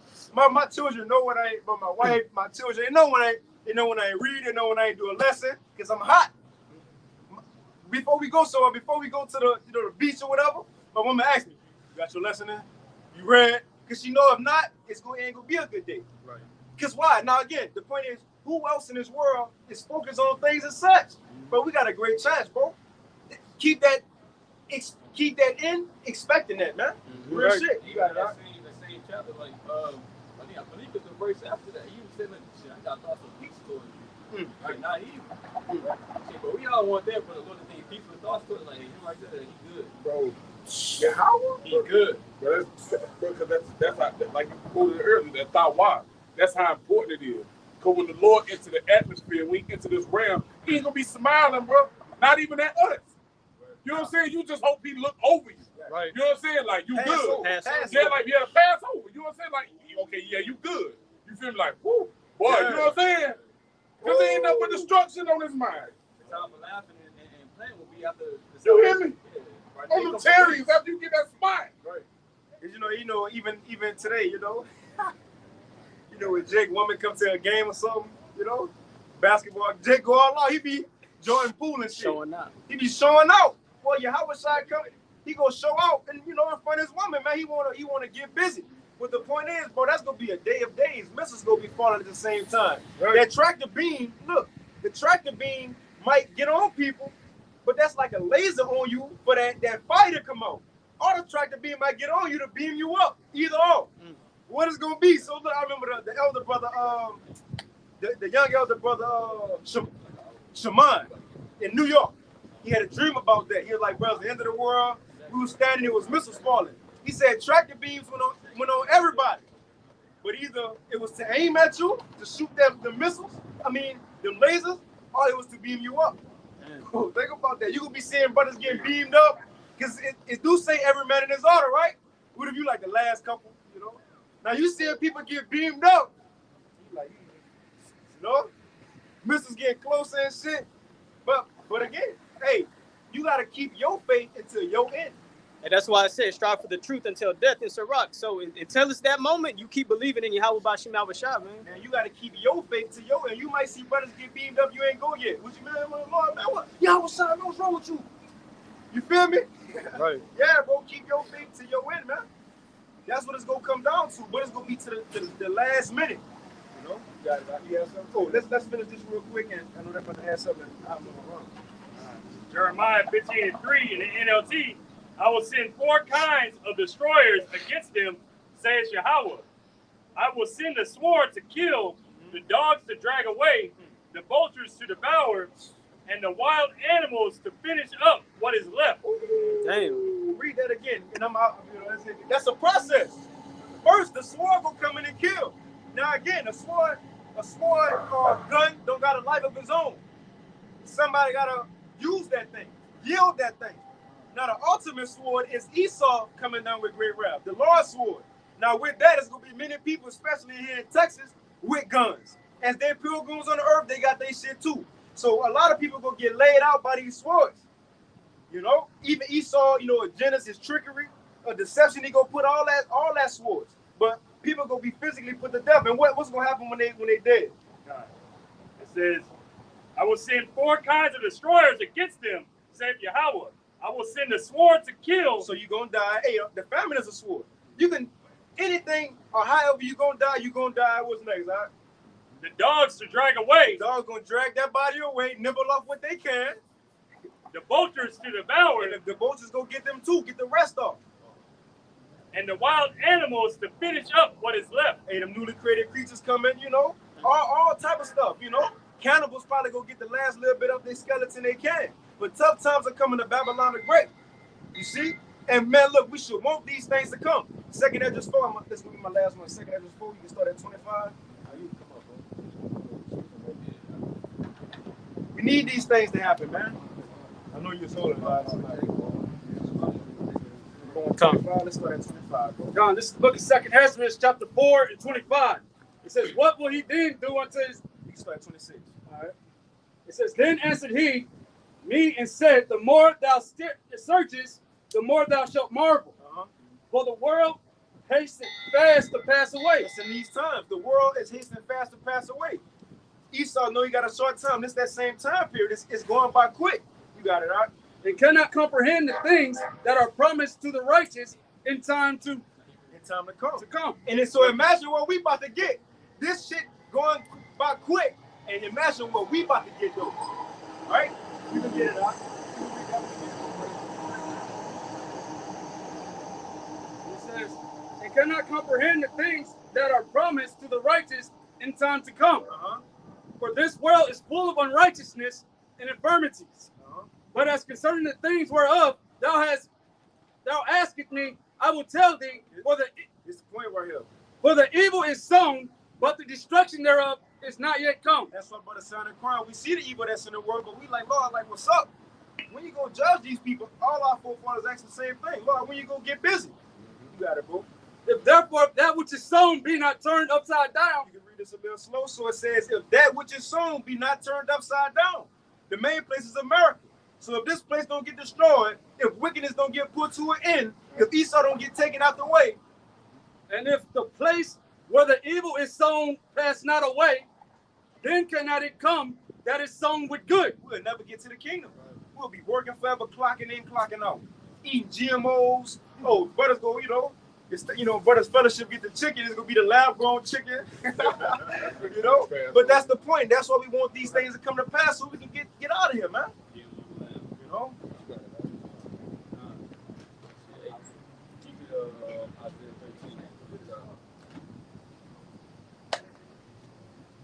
Yes, sir. He get out there 13. Whatever you get to the spirit. Right, because hey, bro, hey, the Most High, hey, he wrapping all this up, bro. We all see the times that we in. You ain't gotta do no second guessing. Hey, it's at the doors. All right. The prophecies are about to take place. Judgment's about to go forth, and the Most High is not playing. All right. I said that the Lord, and He is long suffering. All right. So you got all these people out here, you see, walking in their pride, thinking that basically nothing is gonna happen. They in the same spirit of Esau, thinking that the kingdom gonna continue forever. Right. They join hand in hand. Right. See, they committing wickedness each and every day. Right. But the Lord got a plan for you, bro. And nobody gonna escape. Hey, Yahweh Shah come. He coming with them rewards, right? A righteous reward, right? And a reward for the wicked, right? But the ultimate judgment, say the ultimate judgment is gonna be them ICBM nuclear missiles, right? You got your this for what you just said, like you said, it's a reward for all of them. You know what I'm saying? Heavenly Father come with a reward, so it's gonna be a righteous reward, and it's gonna be a reward for the wicked. It says for this 2 Corinthians chapter 5 and verse 10. It says, for we must all appear before the judgment seat of Yahweh Shah Mashiach, that everyone may receive the things done in his body, according to that he have done, whether it be good or bad. You know what I'm saying? So it's a reward for what you done did wicked, or what you done did in righteousness. And the Heavenly Father gonna pay you back to your face for it. It said that, but that's why we standing out here doing what we're doing. Because it says what the next verse says, knowing therefore the terror of the Lord, we persuade men. But we are made manifest to the Most High, and our church also are made manifest in your conscience. So, but through this wisdom, understanding how the Lord really get down, how the Lord ain't playing. We read Jeremiah 15. You know what I'm saying? We understand the missiles coming and the other judgment that he got set up for you because you live wickedly. Knowing those things, we're trying to persuade you to turn back to Yahweh Shem and repent. So you don't have to deal with it. But if you don't, that's what's set up for you. You got it, brother. Lord said he set up the prophecy because he had compassion on his people. All right, trying to warn you from what's to come. All right? Because the Lord he'd rather you repent. He'd rather you repent. All right, what he said, he said, you go to these people, they're going to be hard-headed, they ain't gonna listen to you because they don't even listen to me. But just go and tell them, go talk to them, just so the blood can get off your hands, right? They're gonna be justified for that. And if we don't speak, then it's gonna be on our hands. So we ain't got no choice. That brother come out here and speak, whether these people like it or not. Right? You say you have something? No, I'll get that revelation. Okay. This Revelation chapter 22 in verse 10. And he saith unto me, seal not the sayings of the prophecy of this book, for the time is at hand. Right, the time is at hand. All right. So we bringing out the understanding in these times. Because back then, hey, they ain't had to understand any of these scriptures. All right, but we bring it out for the world to know now. Because these are the end times. All right, the Lord gotta let you know about the prophecies, all right, before he actually do something, because the Lord is fair. He's gonna give you an opportunity and a chance to repent, a chance to hear. All right? Hey, the whole world gotta hear this message, right, before the judgment comes. All right? Wait, read that again now. Revelation chapter 22 in verse 10. And he saith unto me, seal not the sayings of the prophecy of this book, for the time is at hand. Right, so hey, a lot of shit is about to start happening. Because you got people on you pay attention to the news. You know, niggas just wake up, play 2K, hop on Madden. They don't know what's going on in the world. Right? They think everything okay. They don't know the plans that Esau Edom got, right, for the world. They're just ignorant. But the Lord gave us the light, right? To not be ignorant of Satan's devices. Yeah, they don't know they got an enemy. Right? You know what I'm saying? So they play with him. We know we got an enemy, so we stay away from him. Right. And like the scripture say, the captive exile hasteneth that he may be loose. They don't even know that we still oppressed. A nigga think he free because he got Wi-Fi and air conditioners. Right. And he can go to McDonald's and request a burger anytime he want to get a burger. You see? Like, bro, niggas go be in for a rude awakening. All right? Revelation chapter 22 and verse 11. He that is unjust, let him be unjust still. And he which is filthy, let him be filthy still. And he that is righteous, let him be righteous still. And he that is holy, let him be holy still. So a wicked nigga, he said, hey, this y'all shots be, let him do him. All right? Let him be wicked. All right? And for those who doing what they doing, hey, let them continue in that. All right? Read the next verse, he's going to tell you why. Verse 12, and behold, I come quickly, and my reward is with me. Right, because, hey, look, I'm about to come. And I got them rewards. I got them judgments. All right? So let them do what they do, and I'm going to come handle it. The Lord, he was on the crucified 2 days ago. Well, that's a quick time. Like, when something happened to you 2 days ago, you remember it thoroughly, man. It's still fresh. So the Lord's coming with great wrath, man. Because it was 2 days ago when you put this beard in your eye, man. He said the day of vengeance is burning in his heart. So it ain't a day they go by before they think about bringing this destruction. Right? The Lord, hey, if he can come back right now, he will come. But hey, it's up to the Most High. Hey, the prophecies gotta come to pass. You know, the MOTB. Right? And then hey, the Lord gonna give them that green light. Hey, now it's time. And bro, when the Lord, like the brother said, hey, when the Lord gets in the atmosphere, it's like, bro, the whole creation is gonna react in a specific way. It's gonna be like, oh shit, everybody gonna know that's the Lord, bro. That's our maker. Your spirit gonna know that hey, that's the Messiah right there, bro. And you're gonna know within your heart, right, which is your mind, if you was wicked or not, right, or if you've been doing what you're supposed to be. That was in the Revelation. No, I'll finish. Revelation chapter 22 and verse 12. And behold, I come quickly, and my reward is with me, to give every man according to his work shall be. Right. So whatever type of work you've been putting in, right, when you've been doing things for the Lord, you know, making your bodies as a living sacrifice, right, suffering for His name, right? Or you've been out here being a complete asshole, not taking heed to the prophets, not following God's statutes, commandments to the best of your ability, not even seeking the Lord, right? I think that's in second Samuel. I think 15 or something. The Lord said, "Hey, they who don't seek after the Most High of Israel shall be put to death." Right? That's our power. You're supposed to pray to Him, right? You're supposed to give thanks to the Heavenly Father when you wake up, right? Hey, He the reason why you still breathing. If anything, going on in your life, you thank the Most High. Even when he bringing the bad on you, you thank the Most High, because we already know why he doing it, to build you up. But you're supposed to be constantly praying to the Heavenly Father for everything, right? But our people don't do that. Why? Because they got Esau Edom. The brothers we're going into, they trusting in that shadow of Egypt, right? They can see Esau Edom. That's why they wanted the king. They wanted somebody physical that they could see, right? So Esau get on them benefits quick, the snap, right? The housing, this and that, taken care of. That's basically their father, right? But the Most High, and he's gonna show you why you made the wrong choice. They tell you, I wish I said that you're the father in his devil. Right. His works you will do. This is Revelation chapter 1 and verse 7.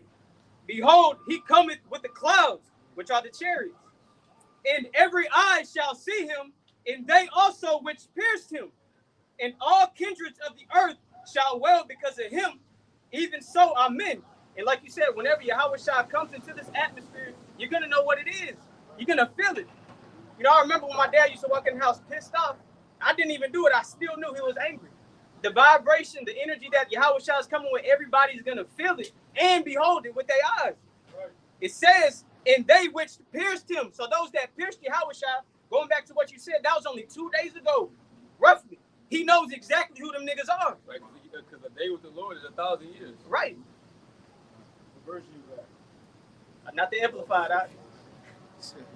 It says, behold, he cometh with clouds, and every eye shall see him, and they also which pierced him, and all kindreds of the earth shall wail because of him. Even so, amen. And you see how they put in there that they which pierced him and gonna see, but he didn't have to put that in there. See, but he just let you know what time it is. Like, remember y'all did this, yeah. So hey, I'm coming to do something to you. All right? Those ones that pierced them, those Roman soldiers, they gonna know exactly, and they gonna remember. The Lord gonna put it in that spirit to remember. Right? So it ain't gonna because the Lord want to take pleasure in killing them. All right? What's gonna be the pleasure in it? They don't even know who he is. Right. Now he gonna make them remember. Yeah, it's me. See, said the people on the earth on this playing field too. They're gonna remember to come across the prophets, how they scoffed, how they mocked, whether it's family or friends, man, whether it was women, they're gonna remember that, man. The Lord gonna make them remember that. You know what I'm saying? That's a more agonizing death than, you know what I'm saying? You remembering the reason why you getting put down. You know what I'm saying? God damn. That's like see, I forgot. No, they said, hey. The wicked is us about people where they say, hey, let his blood be on us and our children. You gonna remember that too. They're like, fuck, why we say that? Hey, Yahweh Shah told him, he said, none of you shall pass until the Son of Man come, roughly paraphrasing. So showing you, you're gonna be back. You stop, he that is unjust, let him be unjust still. You're gonna come back, do what you gotta do, but the Lord got a target for you. I got something. This is Wisdom of Solomon 18. In 14, it says, for while all things were in quiet silence, going into the first Egypt, and that night was in the midst of her swift course, and everything was taking place according to how the Lord said it. Thine almighty word leaped down from heaven, out of thy royal throne as a fierce man of war, into the midst of a land of destruction. And it says, and brought thy unfeigned commandment as a sharp sword, and standing up filled all things with death, and it touched the heaven, but it stood upon the earth. That's the point, man. Brothers went into how mad the Lord is going to be. It says, thine almighty word, which is Yahweh Shah, and then it says he leaped down. Like if I got an emergency, I'm sitting in the chair and I get off the chair. I'm leaping down off the chair. The Lord is coming he's coming quick, man. He's coming in. He's meaning exactly. It tell you that in Jeremiah 30 and 24. Or he's coming with the intents of his heart. Like if I do something intentionally, I meant exactly what I did. So the Lord is coming. When Yahweh Shah return, it's literally he's literally going to mean his execution on the people, man. He's coming to do exactly what the scriptures say, man. He's coming with the anger of Yahweh, man, and the anger of what they did to him too, man. And then his people, bro. That's why I said in 1 hour thou should be destroyed, man. It ain't gonna need to be have to carry this out, man. You know, he spent millions, trillions of dollars, hundreds and hundreds of years just to prepare to fight the Lord. And the Lord gonna destroy him in 1 hour, man. He's gonna lose. Just like I was watching the fucking The Batman versus Superman. Bro. Yeah, Batman, he making all this technology and just have to fight against Superman. A god. And Right. they basically let him win in the movie. I'm like, bro, come on, bro. This Superman name is Kal El or Kal Allah, which means all powerful. And you think a fucking Batman gonna be able to stop? Come on, bro. You see? Which that's a Hebrew name that they gave him. But I know you had a precept about it. Okay. So you have one? Go ahead. What you ain't saying? This is Isaiah chapter 66 and verse 15. For behold, Yahweh will come with fire and with his chariots like a whirlwind, to render his anger with fury, and rebuke a flame of fire. For by fire and by his sword will the Lord Yahweh Ba'ashem Hawashah plead with all flesh, and the slaying of Yahweh Ba'ashem Hawashah shall be many. Okay, the point we were speaking about the anger, because when you go back to verse 15, he said he rendered his anger with fury, man. So our Lord Yahweh is coming back with that fury, man, to put down this devil, from take him down from the rulership, and then also to destroy these wicked ass Israelites too, who partaking in this devil wickedness, you know. Hey, in the difference, you could be angry or you could be furious. Right, yeah. Furious is something different. You have to get it off. Right. You know, you basically, how they say, I blacked out on his ass, I Right. lost it. That's fury. Right. You got it with that. Oh, you got it. Matthew 10 and 34. I'll think about that. Think not that I am come to send peace on earth. I came not to send peace, but a sword. Hey, don't think I'm coming for peace. All the shit that's going on in the earth, that should be far out of your mind. I don't know if you're going to say something like that. Yeah, hey, don't be thinking about that. Get that shit out your mind, because, hey, Yahweh Shah is coming for death. Hey, it's what Isaiah 66, right? It said the slain of the Lord shall be many. Who's going to be down here putting in work? Right? Yahweh Shah and the angels. Like he did in ancient Egypt. He said that holy word leaped from the heavens. And the angel of death was Yahweh Shah. Right? And he coming back in this Egypt, right? In these times, the spiritual Egypt. In fact, get that to that. I want to get that word fury, if you don't mind. It's in the blue letter. H2 534. He's sure pronounce it. That's the Hebrew I got. He ain't gonna pronounce that right. Kama. So the word for fury is kama in Hebrew. It's H2534. And on the whole line of biblical usage, it say heat, rage, hot, displeasure, indignation, anger, wrath.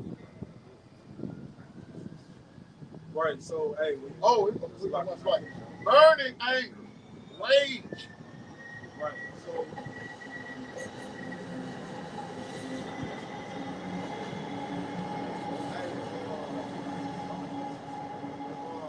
Yeah, that devil right there, so-called world calls Jesus, he's not coming back like that.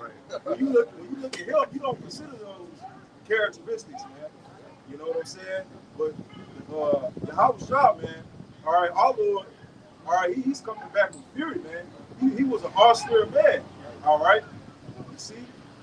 Hey, like the scripture says, the Most High is a man of war. He is like-minded to his father. And he's coming back to bring that destruction, man. All right? They said the day of the Lord shall burn us in ovens. Hey, so he just talking about the missiles that he gonna come from the ICBM missiles, but the Lord gonna show you how hot he is, man. You see? Hey, and the oven traps heat too, so it's no escaping. So like, America is set up for the fire. You know, all these plants and the oil, this, the oil, that. America is set up to be put on flames, bro. And that's what you do with a hard witch. Right. Set her on fire, right? And a hoe. And a hoe. Set her on fire, man. That's what America is, the great harlot. The Lord's coming at this is just one big sacrifice, one big altar, many sanctuaries across the four corners. He's about to be set the fire to this place, man. It's crazy. Hey, not Revelation 17 is about the whole and some top of the beast. So not only is she a hoe, she's a witch. Yup. You see, the highest form of witch. When you go into like the KKK, the top dude is a grand wizard. So like when you go into the words, grand meaning like huge or top, meaning wizard, one who practice witchcraft. So he's like the top wizard in the world. He took all the ancient customs and brought them into one, and he's mastered that way, man. You know. In Revelation 18, speak about that sorcery. When you get that, we can Con, this is Psalms chapter 110 and verse 5. It says, "The Lord at my right hand shall strike through kings in the day of his wrath." So the Lord, hey, who's the right hand? Who's sitting on the right hand of the Lord? As Yahweh shall on the right hand of the Heavenly Father. But he said he's gonna use his right hand to strike through kings. Who are those kings? Let's talk about the people that are set up in rulership in these times. They're the heads over these different countries. What's about to do is Verse 5, "He shall judge among the heathen. He shall fill the places with the dead bodies." right. He said he shall judge among the heathen. Right, because like the brother was saying, this Jesus Christ figure, they don't teach that he's coming back to a judgment. Right? They teach him, oh, he's just gonna be a rapture, he's gonna take everybody up, right? The believers, this and that. And you know, that's you know, it's more to it. And, you know, they got a whole doctrine with that shit. But they don't teach that people gonna be put to death for being disobedient to the Lord and not following, you know, the scriptures. That's why it says that in Revelation 11 and 8 that the Lord was crucified here, because his whole image and his message was put out. So nobody really knows, you know, the true image of the Lord, right? What he really came about, what he was about. All right, they on some another Jesus, like the scripture says. You see? Right. Is it on that? No. It says, verse 6 again, Psalms 110 and 6, "He shall judge among the heathen. He shall fill the places with the dead bodies. He shall wound the heads. He shall wound the heads over many countries." It said he shall wound the heads over many countries. And what it say about Yahweh speaks about that he's the King of Kings. So when he come back and he's the ultimate king, you got all these other people talking about their rulership. What you think gonna happen? No, give me that. Give me. It's why he said he can come back with many crowns on his head. Revelation 11 also speaks about that the kingdom of this world will become the kingdom of our Lord. Right? What happened with King David? I believe the dude was a Moabite, the king. He killed him and took his crown and put it on his head. Right? That's the ultimate flex right there. Even Yahweh, he ain't gonna necessarily come take a crown, because you know people don't wear crowns today, you know, in rulership. But just from taking you out of power and him basically showing you his authority. Like, nah, you ain't. Nah, it's me. It's my shit, bro. Yeah, the scriptures say the saints shall take the kingdom. Take the kingdom. You know what I'm saying? And so if the saints don't take the kingdom, that's the army. They got to be led by a general. That general is Yahweh Shah. Yahweh Shah is coming to take the kingdom from you, man. He ain't gonna ask for it. You know what I'm saying? He gonna nod. You know what I'm saying? Tell you that Isaiah 47, he will not meet thee as a man. So he's coming in full power, man. Hey, he didn't even got to ask for it. The Lord gave it to him. I got put it up. This is Jeremiah 30 and 23. It says, "Behold, the whirlwind of the Lord goeth forth with fury." Right? The destruction, right? And as well as chariots, right? Because chariots are looked at sometimes as whirlwinds, right? But it's twofold. Behold, the whirlwind of the Lord, right? The destruction that the Lord's going to bring, and those chariots go forth with fury, a continual whirlwind that shall fall with pain upon the head of the wicked, right? Because the brother had mentioned something about taking the government out of place. But when you go into the word government, it's a compound word, which means govern means control, that means mind. So the Lord is coming to take out a place that one who has control of the people's mind. So it says, will fall with pain upon the head of the wicked, because at one point in time, Esau, he was a serpent. But then as time went on, when he became, at the Renaissance we call it, he rebirthed, he was reborn, and now he turned into a what? A dragon. So when you go into the etymology of dragon, it goes into a huge serpent. So Esau, he has transformed into a bigger form of himself. So the Lord, this time, he got to cut the head off. Because last time he cut the tail grew back, right? He just got bigger. But now the Lord got to cut the head off. And that started with these elite, top banking families and so forth. It says, the fierce anger of the Lord, verse 24, shall not return. So he sent out the shots, right? Until he have done it, and until he have performed the intents of his heart, in the latter days, you should consider it. the Lord told you the time frame when he's going to actually perform the intents of his heart on the people who are the head of the society, man. The Lord is going to come back and he's going to take the power from each nation, because Moab think he's next, man. No, he's going to, no, bro. Israel's next. He's going to take it from Iran, Moab, whoever, man. You found that? You had that too, right? Yeah, I'm holding that. Want me to bring that out? Yeah, you got it. This is Revelation chapter 19 in verse 11. It says, and I saw heaven open, and behold, a white horse, and he that sat upon him was called Faithful and True. Which that horse represents power, man. And it was white, it was pure power, man. Okay, nothing defiled in it, man. Right? Yahweh Shah's coming with all authority from Yahweh, man. You got it. And he that sat upon him was called Faithful and True. And in righteousness he doth judge and make war. Verse 12, his eyes were as a flame of fire, and on his head were many crowns. And he had a name written that no man knew but he himself. Because the world don't know that image, man. They don't know image, meaning the Lord don't, the world don't know that essence of the Lord, man. When he comes back, they're not gonna be able to recognize his essence, man. They're gonna know who it is without understanding who it is, man. You see? That's why they're gonna be in fear. You see what I'm saying? So he's coming with all authority, man. Like all power, all knowing.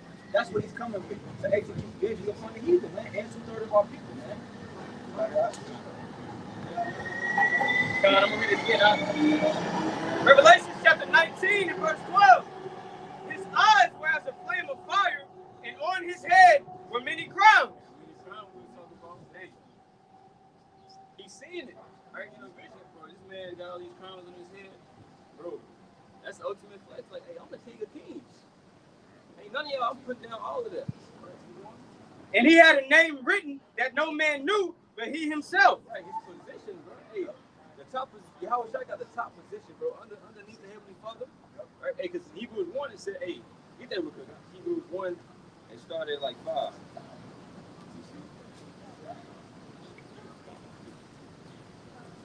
Hey, Yahweh Shai over everything, bro.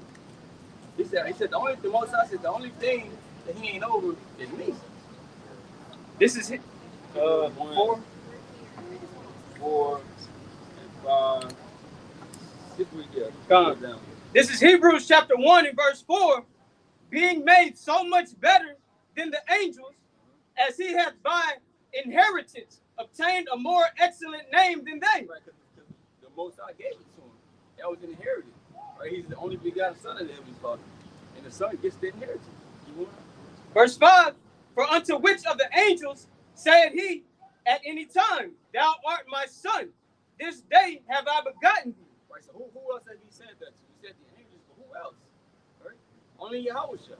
Even when you go into Revelation, the 5th chapter, the only one who is ready to loose the seals is who? Yahweh Shai. Ain't nobody on his level. And again, I will be to him a father, and he shall be to me a son. And again, when we bringeth in the first begotten into the world, Salakia, verse 6 again, and again, when he bringeth in the first begotten into the world, he saith, and let all the angels of God worship him. So all the angels going to worship him. What he said in Philippians, the 2nd chapter, speak about every knee shall bow unto him. Hey, so the position that he got, the rank that he got in the heavens, nobody got that. That's why I said, hey, nobody had that name but him. You go back. I don't know if you still going in that Revelation 19. No, you done in that? You read the point, right? Yeah, that was precept today. You got it. Okay, this is Daniel 2 and 45. It says, for as much as thou sawest that stone was cut out of the mountain without hands, and that stone represents Yahweh Shai. It says that it break in pieces the iron, the brass, the clay, the silver, and the gold. Right. Again, the Lord's coming back to take the power from the nations, man. Okay, the great God, the great power, have made known to the king what shall come to pass hereafter, and the dream is certain, and the interpretation thereof sure. So the Lord's gonna make good on his promise, man. Y'all got it. The man that he should not lie. That's it. This is a precept what the brother had brought out earlier. This is Revelation chapter 6 and verse 2. Get straight to the point. And I saw, And behold, a white horse, like the brother said, a white horse, chariot, but white represents purity, okay? And he that sat on, and he that sat on him had a bow, and a crown was given unto him, and this time about our Lord Yahweh. And he went forward conquering and to conquer. Okay?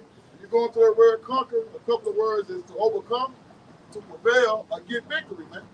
So that's what our Lord and Savior come to do, man, to get victory over these devils, man.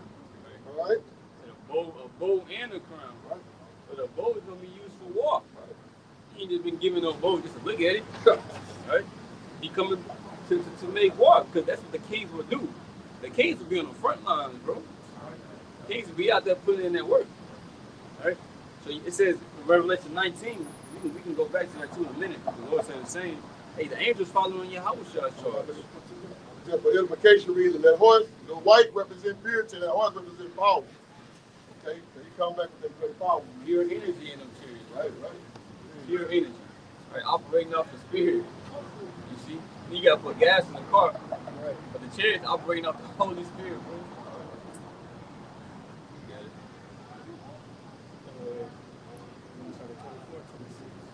Started 20. 1 Corinthians chapter 15 and verse 24, then cometh the end, when he shall have delivered up the kingdom to Yahweh, even the Father, when he shall have put down all rule and all authority and power.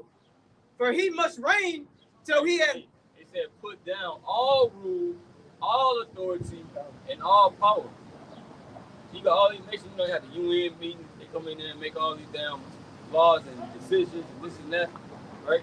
You got the president over here, you got the president over there. So, Lord, hey, that's not gonna mean nothing when the Lord comes back. All them titles and ranks y'all got, that's gonna be out the window, bro. See, the only people that's gonna be on the level are the Israelites. Cause hey, after all the things y'all have done, right, y'all gotta pay, y'all gotta go into captivity. You too, mainly Esau Edom, right? Cause he gonna get it the worst. Right, because this nigga is still going, bro. This man going hard. He never let up. What's Isaiah 14? That he just smote the people with a continual stroke. That man ain't getting tired. Right? And it says he helped forward our affliction. The heathen. Okay. The heathen. And they came over here, set up shop, right? The nail salon, the jewelry store. That nigga Johnny Dane. You can tell he a fucking heathen, bro. Niggas want to be cool, dog. But Jake go to him and get the grills and shit. You know, even myself, I put up some game about that. Hey, all that shit is fucking fake. That shit, bro. But they come up here to make all their money off us. That's why it goes into Lazarus and the rich man. Hey, the dogs came and licked our swords. They make shit worse. Taking all Jake money. Jake ain't got no money. But they got the beauty salon, the gas station, the jewelry store, all this on damn near every corner.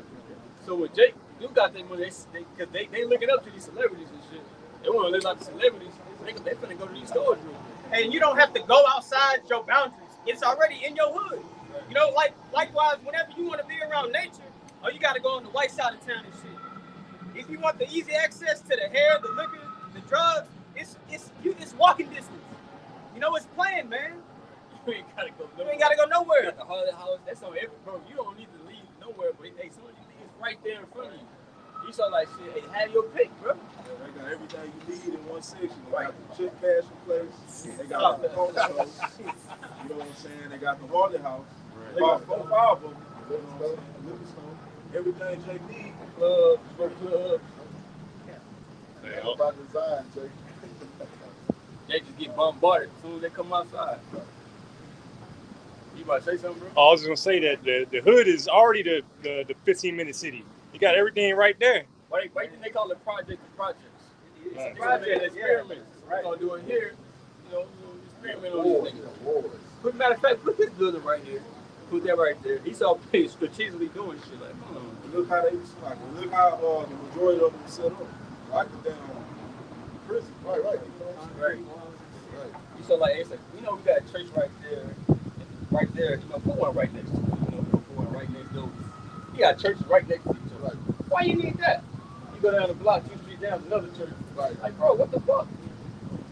Everybody got that PLL inside of it. You got churches beefing and shit. I kind of 12 churches in one block at a time. Bro, like 12 on one street. Damn. You got it, bro. 1 Corinthians chapter 15 and verse 25. For he must reign till he hath put all enemies under his feet. The last enemy that shall be destroyed is death. So, hey, the Lord coming for everybody, even death, bro. Even death gotta see the Lord. We ain't gonna die no more. The Lord finna put all of that, out the window, bro.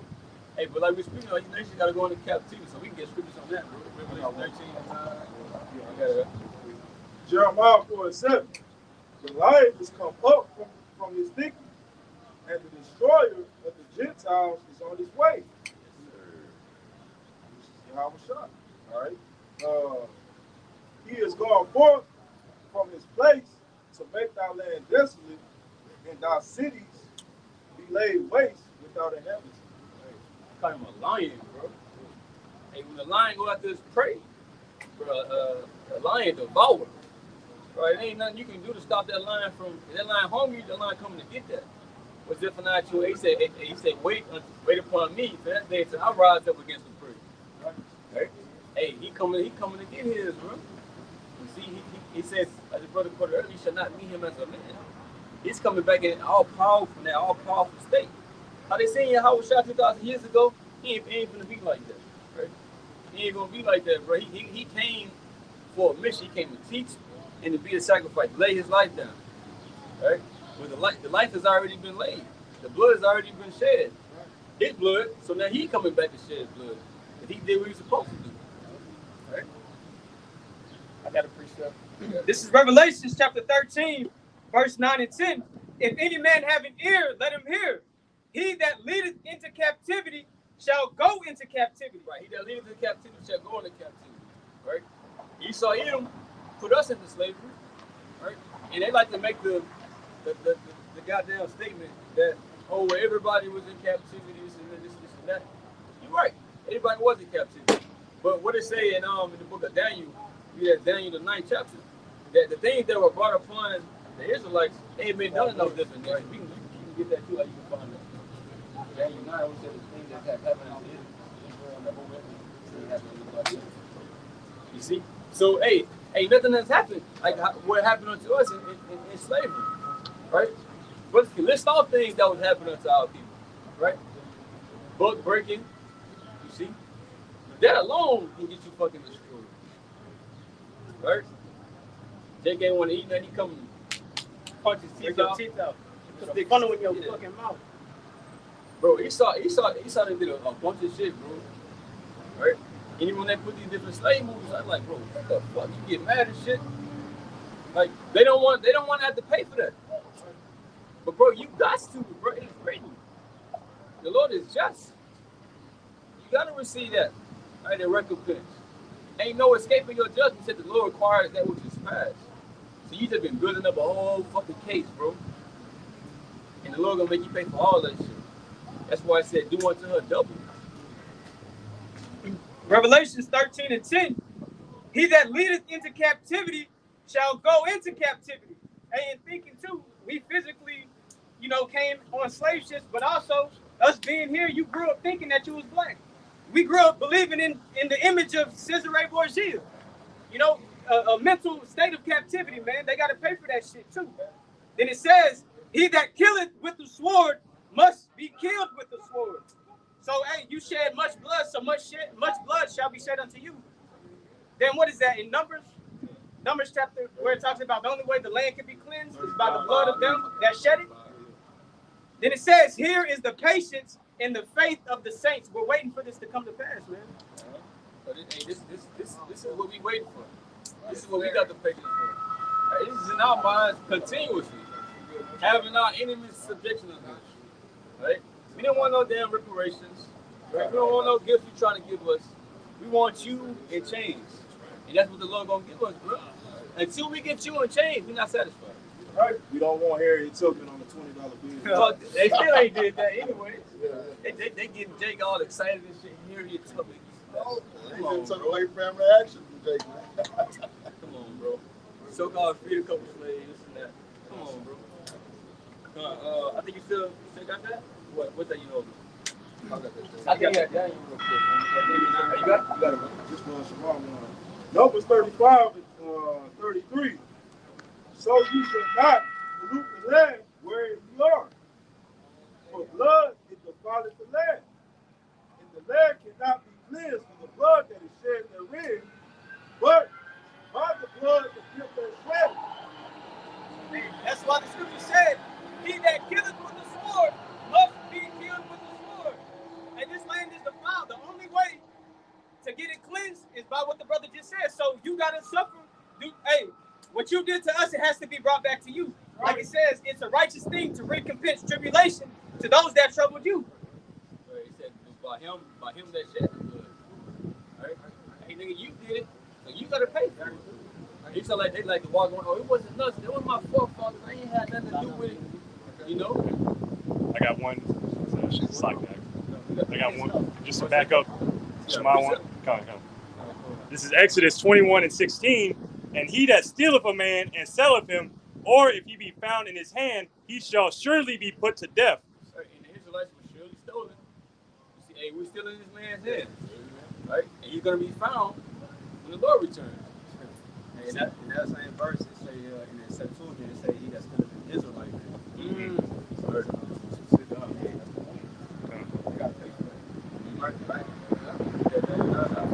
This is Daniel chapter 9 and verse 10. Right. We talked about, Revelation 13, which speaks about that he that leadeth into captivity shall go into captivity. And I brought up the point of how they like to say that, well, all nations, or you always had people going into captivity back then. They just trying to downplay our captivity. But grab that real quick. Daniel 9. Daniel chapter 9, verse 10.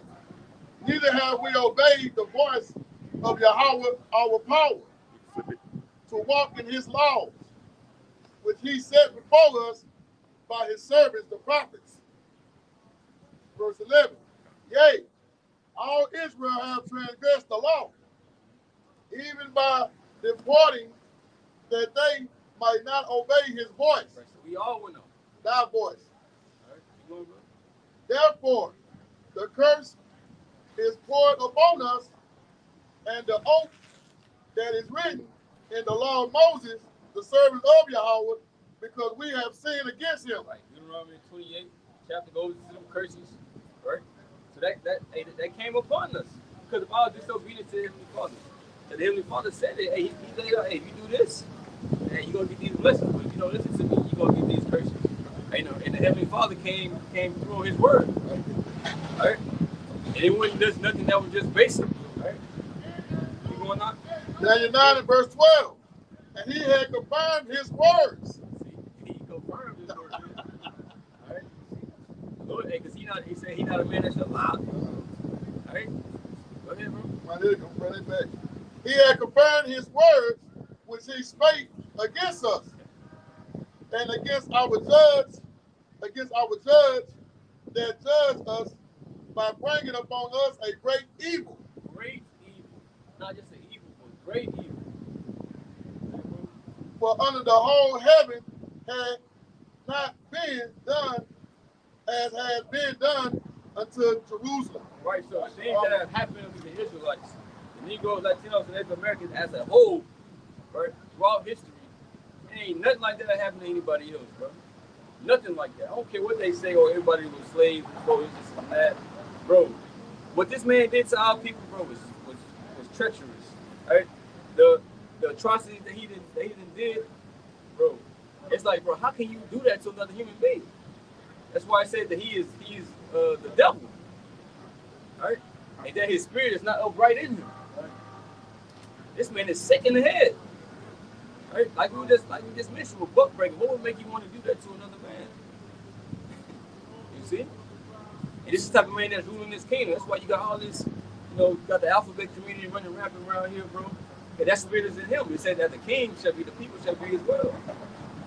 All right? That was good on that? I'm saying, for those who trying to downplay slavery, man, What happened to the ancient Egyptians? Huh? What happened to Pharaoh for putting his hand on the Israelites? He got damaged. We're not just no normal people, nigga. We're the sons of the Most High. Right? You don't just put your fucking hands on us and think it's just cool and compare our situation to everybody else. No. We're the apple of the Most High eye, man. And when you fuck with us, you fuck with the Most High, nigga. So you gotta pay for that. I'm so sick of hearing that too. I hear that. Oh, well, everybody went into slavery. Everybody that suffered how we suffered. And everybody not the children of the Most High. So there's a difference. And the Most High makes a clear difference in the scriptures about the Israelites and the other nations who are considered less than nothing. How can you compare somebody that's less than nothing to a royal people, man? Stop it, okay? Y'all just don't want to pay for slavery. But you're going to pay, okay, because it's written. As the brother's going into. You can go cry to Jesus, Allah, Buddha, whoever you going to cry to. We still going to spank your ass in the kingdom, man. Right? Plain and simple. You know, go ahead, brother.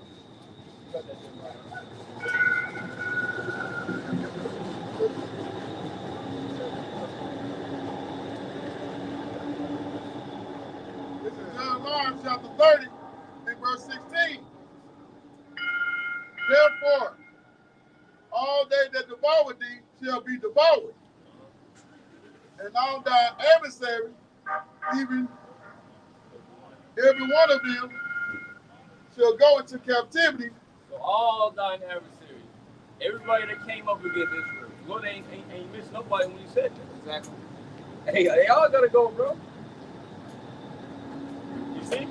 It's only right. The Lord gave all y'all time to move in captivity and all y'all. And now it's your turn. But when it's your turn, it's like, oh, you know, where everybody was slaves. John 3:16, like, you have no escape, bro. The judgment gotta come. They said that the judgment was set in the books of old ages, and we just bringing out what the Heavenly Father already declared. The Lord already made up his mind what's gonna happen. We just bringing out, you know, what the scriptures say. The prophecy is gonna come to pass. When you read Psalms, the 83rd chapter, it tells you, give you a list. It give you a list of those who are going into captivity, man. Those who touch the apple of the Heavenly Father, man. Okay? So back in Jeremiah 30, verse 16, and they that spoil thee shall be spoiled, and all that prey upon thee will I give for a break. When your house shut down, hey, they gonna turn to the prey. You say everybody that's spoiled, you shall be a spoiled. They gonna lose everything, bro. We gonna be the rulers over the whole entire earth and universe, be joint heirs with your house. But they gonna give up everything. And we gonna regulate all this, you know, the planet Earth and the resources, this and that. Oh yeah, they gonna be bringing that to us. Oh yeah. So when that brother said, I'm gonna get to verse 17, because this is what the brother's saying right here. Verse 17, for I will restore help unto thee, and I will heal thee from thy wounds. Right, help you. Talking about this word first and foremost. That's how we being healed. And you read in Isaiah the 1st chapter, right? Talk about the Israelites being filled with those crucifying wounds and swords. But the Lord sent this word to bind us up. Give us that help, right? This is Yahweh. Said Yahweh, because they called thee an outcast, saying, This is Zion, who no man seeketh after. Right, like they look at us like we just worthless. They look at us like the Lord said they are nothing and they are beautiful. They look at us like that. Right? You gotta go. Read that real quick, guys. Obadiah chapter 1 and 15. For the day of the Lord is near upon all the heathen. All the heathen. All y'all. Okay? Not just some of y'all. All of y'all gonna get it. Now, granted, we know that every so-called white person didn't have slaves. Didn't have so-called blacks and slaves. Well, every Egyptian didn't have Hebrew Israelites and slaves. But guess what? All of the Egyptians paid for it, from Pharaoh on the throne until the goddamn slave in the dungeon had to pay. So the Most High don't discriminate. Everybody gonna get their issue, man. All the heathen. Go ahead, brother. Again, verse 15. For the day of the Lord is near upon all the heathen. Right, we in that time, man. Go ahead. As thou hast done. Right, as you have done, as the brother was explaining, as you have done, man. Okay, going back to the Greeks, even up, to the point of the Renaissance period, where you slaughtered hundreds of millions of Israelites, man, up to this present moment, especially amongst the Northern Kingdom. It was reported that there was around 8 million people on the island of Hispaniola. It said when the goddamn Spaniards left, it was about 300. That's a lot of people, man. 8 million to 300? That means Esau didn't go to sleep. Right. As Columbus, reported in his letter that he didn't put his sword down for an hour. To show you the mentality, the slaughter of this devil, man. He didn't give a damn. And he's still the same white boy today. So as he has done unto our people, right, burn the pavement out. Right there, brother. Yeah. This is just a small piece of Esau's handiwork. This is a track record of so-called white men. But see, he tries to escape this by saying he's a Christian. Right. It ain't gonna work, my nigga. You gotta pay for this, man. This shit here. Well, Jake was on these damn slave ships, man. Suffering, piss, shit, period blood. Right. Grow up for months. Then get to the Americas, all right, get treated like niggas, branded and shit, man. Selling us on auction blocks. Doing all manner of evil. You gotta pay for that, my guy. Go ahead, brother. As thou hast done, it shall be done unto thee. Yes, and the scripture speaks about double, okay? Brother, what's double of this? Extermination. Double, man. You gotta pay for this, bro. Go ahead. Thy reward shall return upon thine own head. Thy reward shall return upon thine own head, man. So you're going to get your issue, right? Go ahead, brother. Keep reading that out. Verse 16, for as ye have drunk upon my holy mountain, right, so shall all the heathen drink continually. So shall all the heathen drink continually. Go ahead. Yea, they shall drink, they shall swallow down, and they shall be as though they had not been. Yes, we're going to fuck you up. We're gonna put our foot so far up your ass, my guy, and twist it. It's gonna get real, man. You gotta pay for your crimes, man. Go ahead, brother. Keep reading on that. But upon Mount Zion shall be deliverance. But upon Mount Zion shall be deliverance. The Lord is telling you who salvation is for, man. If you're paying attention. He said all the heathen gotta pay. But upon Mount Zion shall be what, brother? Deliverance. Shall be deliverance, man. That's who Yahweh Shai is coming for. That's who it's always been for, man. You got these, Christians, debating. You had Captain Tazari out debating some, pastor guy, I don't know, nigga lost soul, about who salvation is for. Pastor Mike. Yeah, Pastor Mike. Who? Look, man, salvation is only for Israelites. It's always been for Israel, man. And it's easy to prove. And look, we're going to prove it next. Go ahead, brother. But upon Mount Zion shall be deliverance, and there shall be holiness. Holiness, go ahead. And the house of Jacob shall possess their possession. And the house of Jacob shall possess your possessions. So everything that you so-called white people have, and you other heathen nations have, we're going to take it, nigga. Right. As it says in Isaiah chapter 60, man. It says, our gates shall be open continually, that the heathen may bring you all their forces, meaning all their wealth, man. You got that, brother? Go ahead, out. Go ahead. This is Isaiah chapter 60. And 10, start at 10, brother. You don't mind. 10, This is Isaiah 60 and 10. Right. It says, and the sons of strangers shall build up thy walls. Right. It said the sons of strangers, these strangers are talking about the other heathen nations, man, shall build up thy walls. Just as we have built up their walls, their kingdoms, when we get the power, they going to work, my nigga. 24 hours a day, 6 days a week. You're going to be in that field, okay, getting hella overtime, nigga. Working. Go ahead. It says, and the sons of strangers shall build up thy walls, right, and their kings shall minister unto thee. And their kings shall minister unto thee. Now, you can take a nation down, and you put their king into subjection, guess what? The people going to follow, because they look up to him.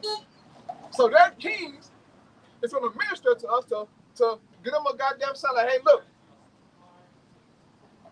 your king, he's serving us. You follow suit, nigga. And they're gonna do it. Go ahead. For in my wrath I smote thee. But the Lord said, in my wrath, in his wrath, man, he smote us. Okay, as the brother read, all of Israel disobeyed the Heavenly Father, man. That's why I can't see how a guy coming to this thing being proud, man. We all offended the Most High, bro. I got hella sins. I got great sins.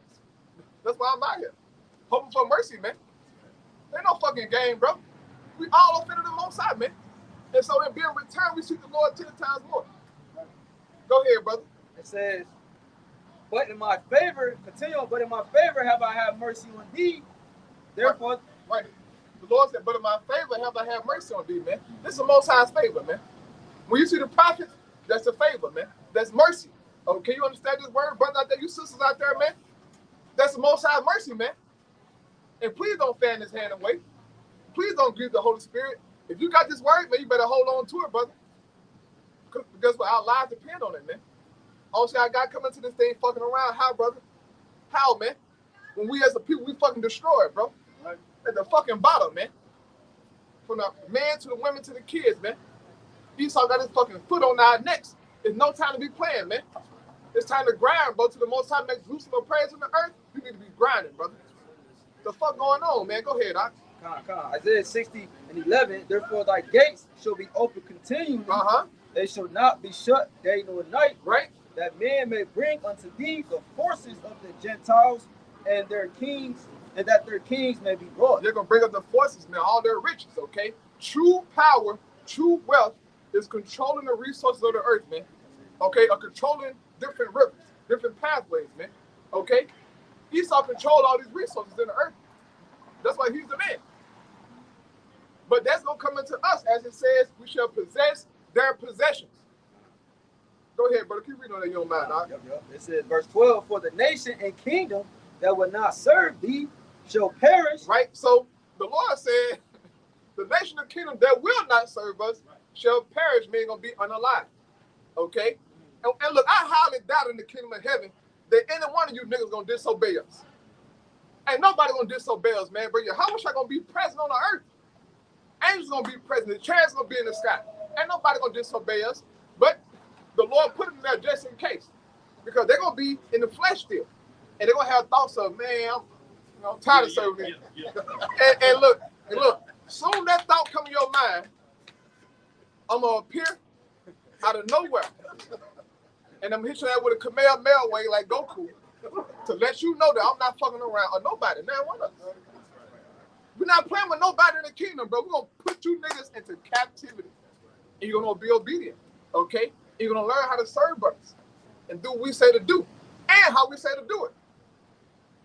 Do it the way I saw you do it in my head. Yeah, right. That's how it's gonna be. And if you don't do it that way, it's gonna be some problems. Yeah, we're gonna have fun with y'all, man. Just like y'all abuse us and have fun with us. We'll do the same thing, man, but in righteousness. Okay, go ahead, brother. God says, for the nation and kingdom that will not serve thee shall perish, right? Yeah, those nations shall be utterly wasted. Shall be utterly wasted, man. All right, speak about inside of Zechariah 14, how that if those Egyptians or any other nations don't want to keep our holy days, we're going to put a famine on them. Right? All going to be a famine.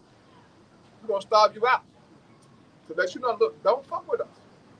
What we say in the earth, you better do it. Because that's the kind of power we're going to have, man. Real power, okay? Tell Isaiah chapter 2, man. About how the law shall, go from out of Zion. Talking about us teaching, man. All the nations coming to us learning our ways, and they better keep everything. Go ahead, brother. Mm-hmm. This is Isaiah 60:13. It says, the glory of Lebanon shall come unto thee. Right? It says, the glory of Lebanon shall come unto thee, man. Okay, the Lord, he's going to restore the earth with trees, man. Because as of right now, deforestation is at an all-time high. Okay, do the research, man. Every month, Esau is breaking the record of cutting down the trees, man. But then, how about some climate change? And climate issues? Nigga, the whole damn earth is jacked up because of you, niggas.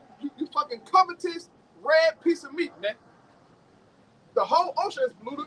Okay, plastic every goddamn where. The animals are suffering. Certain animals in amphibian life, they fucking just disappearing, man. Certain whales and dolphins beaching themselves, man, committing suicide because something is wrong in the waters. You can thank Esau for that, man. But the Bible here is speaking about the restoration of the earth and Israel, man. The glory of Lebanon shall come unto us, man. So that brothers can build their houses with beautiful, bro. Go look, man. You get a chance, look, you brothers and sisters, man. Go look up the Lebanon. Okay, the box tree, the fir tree, the pine tree, man. And the benefits of those trees and just how strong and beautiful they are, man. Brothers gonna have houses so beautiful, man. Oh man, I'm gonna be balling. We finna be balling, dog. Yes, sir. Go ahead, Doc. Oh yeah, brother. Yeah, because you mentioned the ocean. They did a documentary saying that I think like between 60 and 70% of the coral reef is destroyed. And I was doing some research, and the coral reef is very important to everything else. Yeah. And the trees, Apostle Rama may mention that the devil, he's cutting down majority of the female trees, and he's cloning the male trees. So that's why you have a lot of pollen, so much pollen all through the air, because the female trees, not enough female trees to catch the pollen from tree to tree, man. So this devil got to go, man. You got to go, yeah. And for Esau, this nigga, man, he know the coral reef is dying. So his master plan is to put rubber tires, fucking Nissan tires, just throw them in the ocean and let the animals inhabit them, man. That's his master plan. Right. He kicked all the damn bumblebees off. You know what? Let me make some robotic bumblebees and then throw them into nature, man. Okay, GMO mosquitoes. I mean, this nigga is wild. Okay, that's why we get him in captivity and slap his whole ass every day. Right. Nigga, what's your goddamn problem? Every day, man. I mean, just having fun, whooping his ass, and look, I'm telling you, bro, Esau, it sucks to be you, man. I'm telling you, it sucks to be a so-called white person, man. Like Edomite, that is, okay? Because you are the problem. Go ahead, Doc. It says, the glory of Lebanon shall come unto thee. Right, go ahead. The fir tree, the pine tree, and the box tree, I mean, it's like in the box together, to beautify the place of my sanctuary, and I will make the place of my feet glorious. But the Lord said the place of his feet, where are they? Huh? Yeah, the earth. Heaven in my throne, earth in my footstool. So he's gonna beautify the earth again, man. Yeah, it's gonna be better than how it was when he first made it. Okay, bro, we finna see some stuff, man. Bro, look, like me personally, brother, I go home, I watch nature documentaries, you know, Netflix, they put a new one up, Our Planet 2. That whole fire. But in the documentary, though, Esau mentioned how the plastic is fucking up everything. At least he can admit to it, okay? But yeah, man, brother, the earth's gonna be, man, oh my goodness, bro. Like, we don't know how I feel to breathe clean air. Okay, an article came out a couple of months ago how the air that we're breathing is a substandard. Meaning it's not quality enough for us to be in heaven.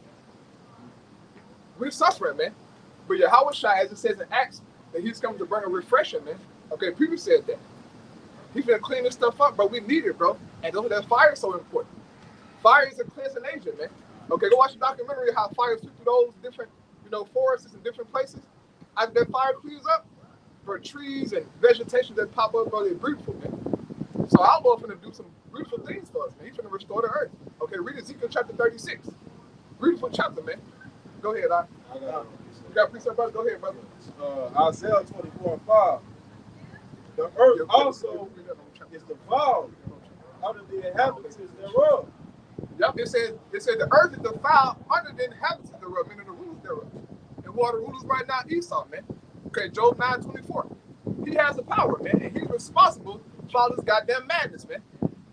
And Houston, look, this is a stinky goddamn city, man. Okay, look, you can smell it before you get here. I did it, when I came from Mississippi to this city, man. I asked my mom, I said, Mama, what's that smell? She's like, what you talking about? I'm like, you don't smell that? Like, oh no, this some factories. I'm like, damn. By Pasadena. Yeah, by Pasadena, yeah. But yeah, they call it stinker then. Because it's so damn polluted, man. It's terrible. But all the earth is destroyed, man. Now, there's still some places in the planet Earth, that's beautiful and untouched. Right? Job speaks about how, certain birds and certain animals hadn't tread in certain parts of the earth, man. So it's certain, like certain spots that's still, beautiful, man. Okay, Oregon. Right, the state Oregon is pretty much like uninhabited, like, for the most part. It's a beautiful place in Oregon, man. Go look it up on YouTube, man. Got beautiful lakes, mountains. Go forward, like vegetation is just out the change, man. But the Most High is beautiful, man. I love creation, I love nature, man. But the Most High is beautiful, bro. And in the kingdom of heaven, we're gonna be everywhere. Walk with our shoes off, talking shit. Go ahead, Doc. Isaiah 24:5. The earth also is the found under the inhabitants thereof. Oh, real quick, brother. What was the blue letter? Like in the word defile. Okay, it's a beautiful word, man, because it tells you about this damn devil. Right, the word defile in the Hebrew. Or read on different definitions for it. You got it, brother? No, I ain't got it. You got it? That's the word defile in Isaiah 24 is a beautiful word, man. It tells you about the rulership of the so-called white man. 5 Yeah, the 5. I think the brother here got it. Got it. Yeah. So this is Isaiah 24:5 for the word defiled. Kanah. It says to be profane, be defiled, be polluted, be corrupt. To be polluted, be corrupt, man. That's where we're at. Now, what it says in Genesis chapter 6, how the earth was corrupt during the time of Noah and filled with violence. It's the same times, man. Go ahead, brother. Some more on that. It says to be polluted, to be profane, be godless. Be godless. That's the state of the earth, man. There's no fear of the living God Yahweh in the earth, man. Thus you get the rainbow community and all this other BS, man. But the Most High gonna restore himself back in the earth, man. As he did during the time of Egypt, but it's gonna be amplified times a trillion this time, man. He gonna put the fear back in you motherfuckers, man.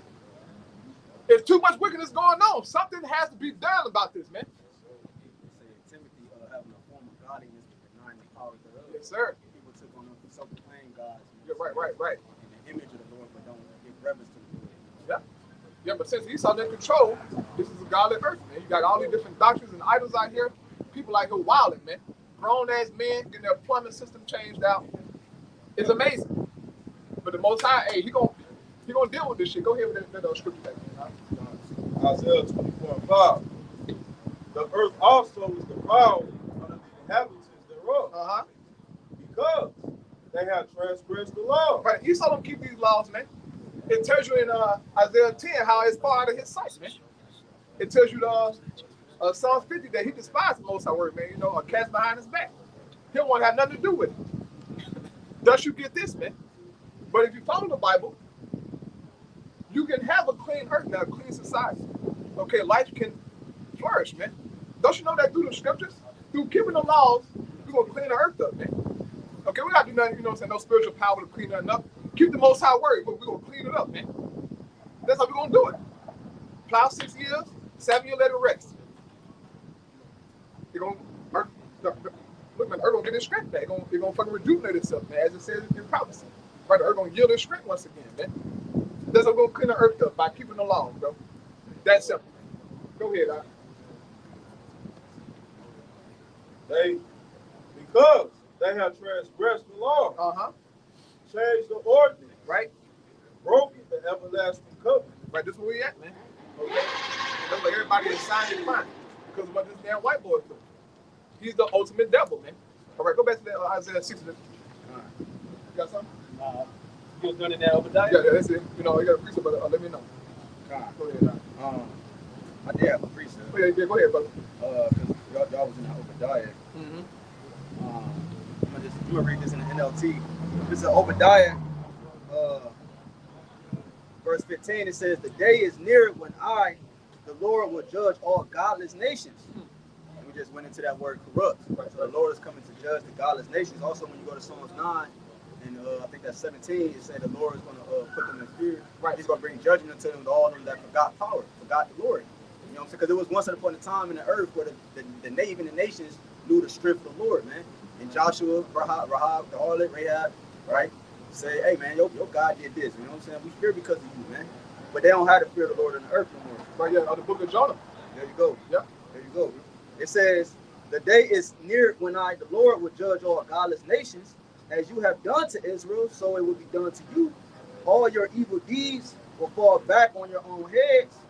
It says, jumping down to 17, it says, but Jerusalem will become a refuge for those who escape. It will be a holy place, and the people of Israel will come back to reclaim their heritage. Yes, sir, to reclaim our inheritance, man. And we're doing that right now. We're reclaiming who we are and they don't like it. Yep. But guess what? We don't give a damn you don't like it, nigga. We're the Israelites, man. We always been the Israelites. We just didn't know for a period of time because of prophecy's sake. But now we claiming who we are, man. And, you know, we got opposition, you know, but the Most High sit in that opposition. Because you like the controversy and the entertainment, man. And look, we like cutting you niggas up in the scriptures too. Easy work. Easy. Too easy. Too easy. Go ahead, bro. One more verse. It says the people of Israel will be a raging fire, right? And Edom a field of dry stubble. The descendants of Joseph will be a flame growing across the field, right? Devouring everything. There will be no survivors in Edom. I, the Lord, have spoken. No survivors. And rightfully so, man. Now we understand why Obadiah is written. This so-called white man has to be exterminated. Right. He gotta go. No ifs, ands, and buts about it. He has done enough. Okay? He's done enough, man. So this Obadiah written how it's written. And look, Esau, man, look, I'm gonna tell you something, boy.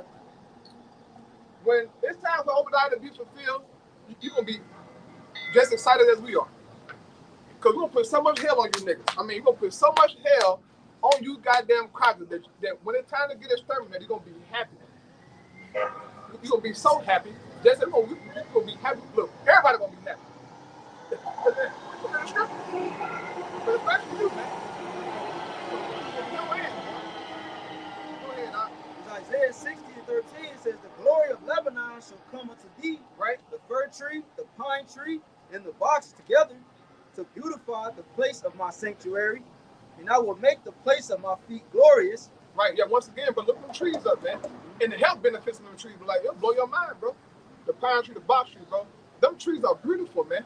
Bro, like, we don't even, bro, man, when we get in the kingdom, bro, we're going to have access to everything, man. That's right. Oh, my goodness. Go ahead, Doc. It says, the sons also of them that afflicted thee shall come bending unto thee. Right, those who afflicted us, right, the sons of them who afflicted us, right, starting with Esau, right, read Psalm 83, shall come bending unto us, man.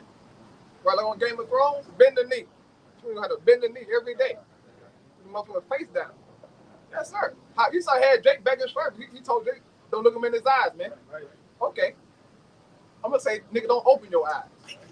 Yeah, look, we're going to take it a step further. What you probably telling you, nigga, we're going to go a step further, nigga. Yes, sir. Double. Go ahead, brother. It says, the sons also of them that afflicted thee shall come bending unto thee, and all they that despise thee shall bow themselves down at the soles of thy feet. Yep. Everybody gonna bow down. Go ahead, brother. And they shall call thee the city of the Lord. Uh-huh. Yahbashim Yahushua, the Zion of the Holy One of Yasha'Allah. Right. Whereas thou hast been forsaken and hated. Right, we have been forsaken and hated, man. Right to this very moment, we still forsaken and hated. But guess what? It's okay, it's prophecy, man. Right now we're suffering the curses. So of course it's gonna be hated and forsaken, man. And it's cool. All right, go ahead, brother. So that no man went through thee, right? I will make thee an eternal excellency, right? A joy of many generations. An eternal excellency, brothers. Man, the sons and daughters of Israel are gonna be glorified, man. And everybody gonna acknowledge us, bro. As it said, everywhere that we have been put to shame, Most gonna make us a praise, man. And everybody gonna bow down, man. And gonna know in that day that we are Israel, man. Yes, sir. Brand new bodies, man. It's about flying and shit. I can't wait to fly. I think about it every day. Flying, bro. Doing shit. I mean, I'm talking about, I'm gonna test all the limits. Anything that I can do with those bodies, I'm gonna do it. I'm gonna do it. Look, my mind, brother. I'm pushing. I'm doing everything. And you so obsessed with outer space, nigga. I'm gonna take you out of space. I'm gonna take you out of space, bro. We're gonna go to some big far galaxy tonight. We're gonna leave this Milky Way, we're gonna go to another Milky Way. And then I'm gonna break it down to you. See, look, you're wrong when you said this, nigga. This is what it really means. Then I'm gonna chop your goddamn head off. Right there where we at. Oh yeah, bro, we're gonna have fun. All you so-called scientists and professors, right? Old boy Stephen Hawking. When you come back, I pray the Lord, Yahweh, Ba'ashim Yahushua. When he come back, we put you back in that wheelchair. Back in that same retarded state you was in. Right. You're going to be in the field picking just like that, nigga. And you better fulfill your duties. You better fulfill your duties, boy. Slobbing and shit, you're going to be doing the same thing. Mr. Stephen Hawkins, all you crackers, Richard Dawkins, all you crackers, man. We're going to be putting hell on you. Times 10. Go ahead, brother. It says Isaiah 60:15, whereas thou hast been forsaken and hated, so that no man went through thee, I will make thee an eternal excellency, a joy of many generations. Right? Thou shalt also suck the milk of the Gentiles. Right, suck the milk of the Gentiles. That's parabolic speaking. Meaning we're going to take their wealth, their riches, man. Yes, sir. We're going to take everything. Go ahead. It says, thou shalt also suck the milk of the Gentiles, and shalt suck the breast of kings. Right. And thou shalt know that I, Yahweh Bashem Yahushua, am thy Savior and thy Redeemer, the mighty one of Jacob. Right, go ahead. For brass I will bring gold, and for iron I will bring silver, and for wood brass, and for stones iron. I will also make thy officers peace, and thine exactors righteousness. Brother, the Lord gonna bless us, man. God bless us, bro. Go ahead, Doc. It says, violence shall no more be heard in thy land. Right. Wasting nor destruction within thy borders. Right. And nobody else gonna attack us.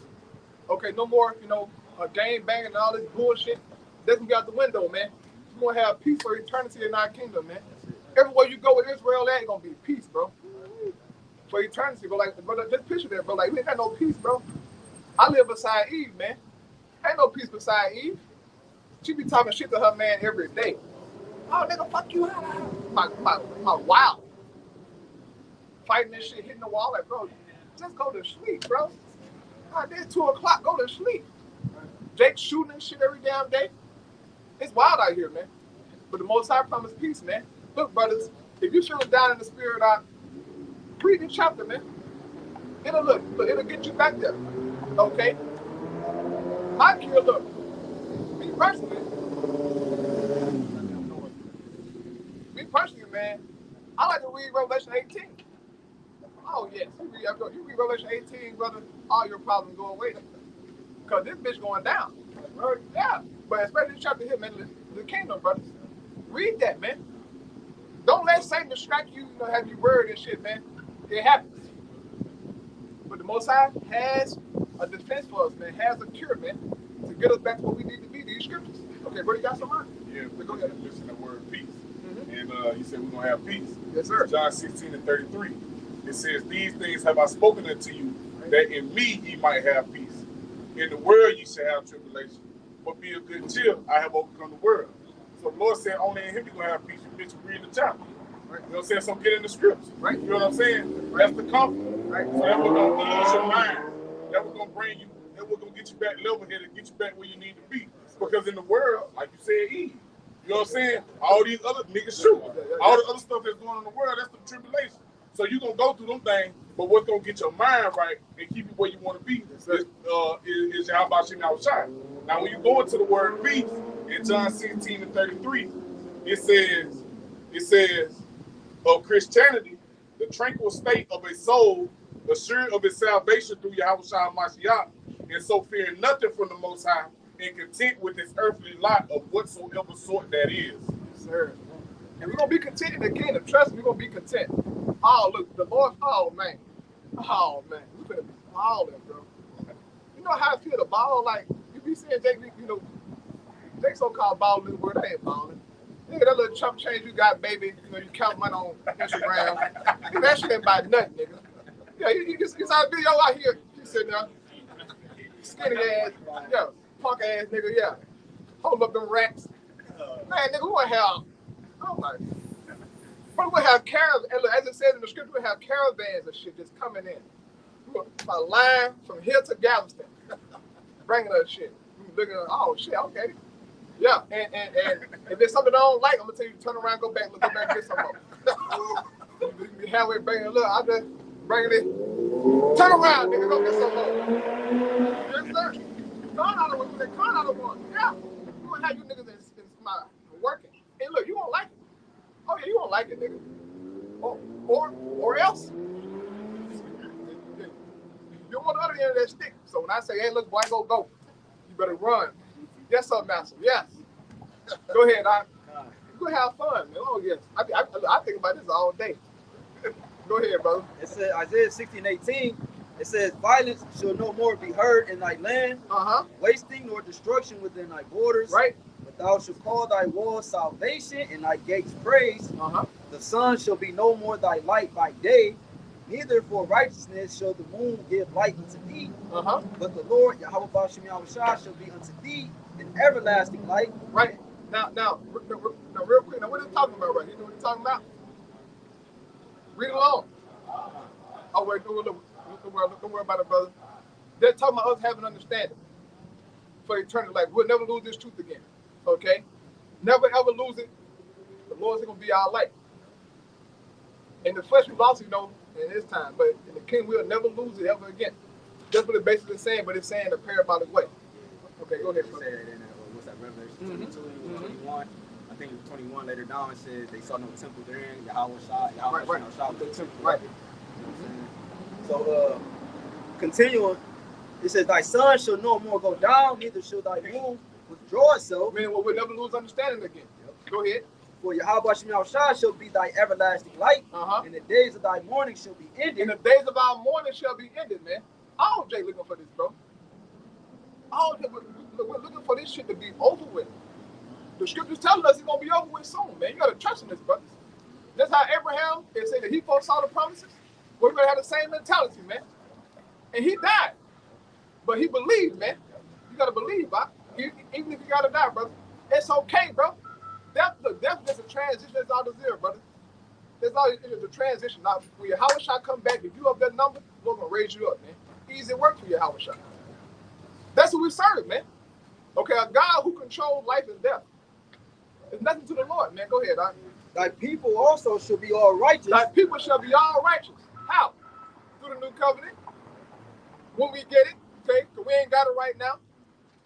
Contrary to what Jake talking about out here, you niggas are lost souls.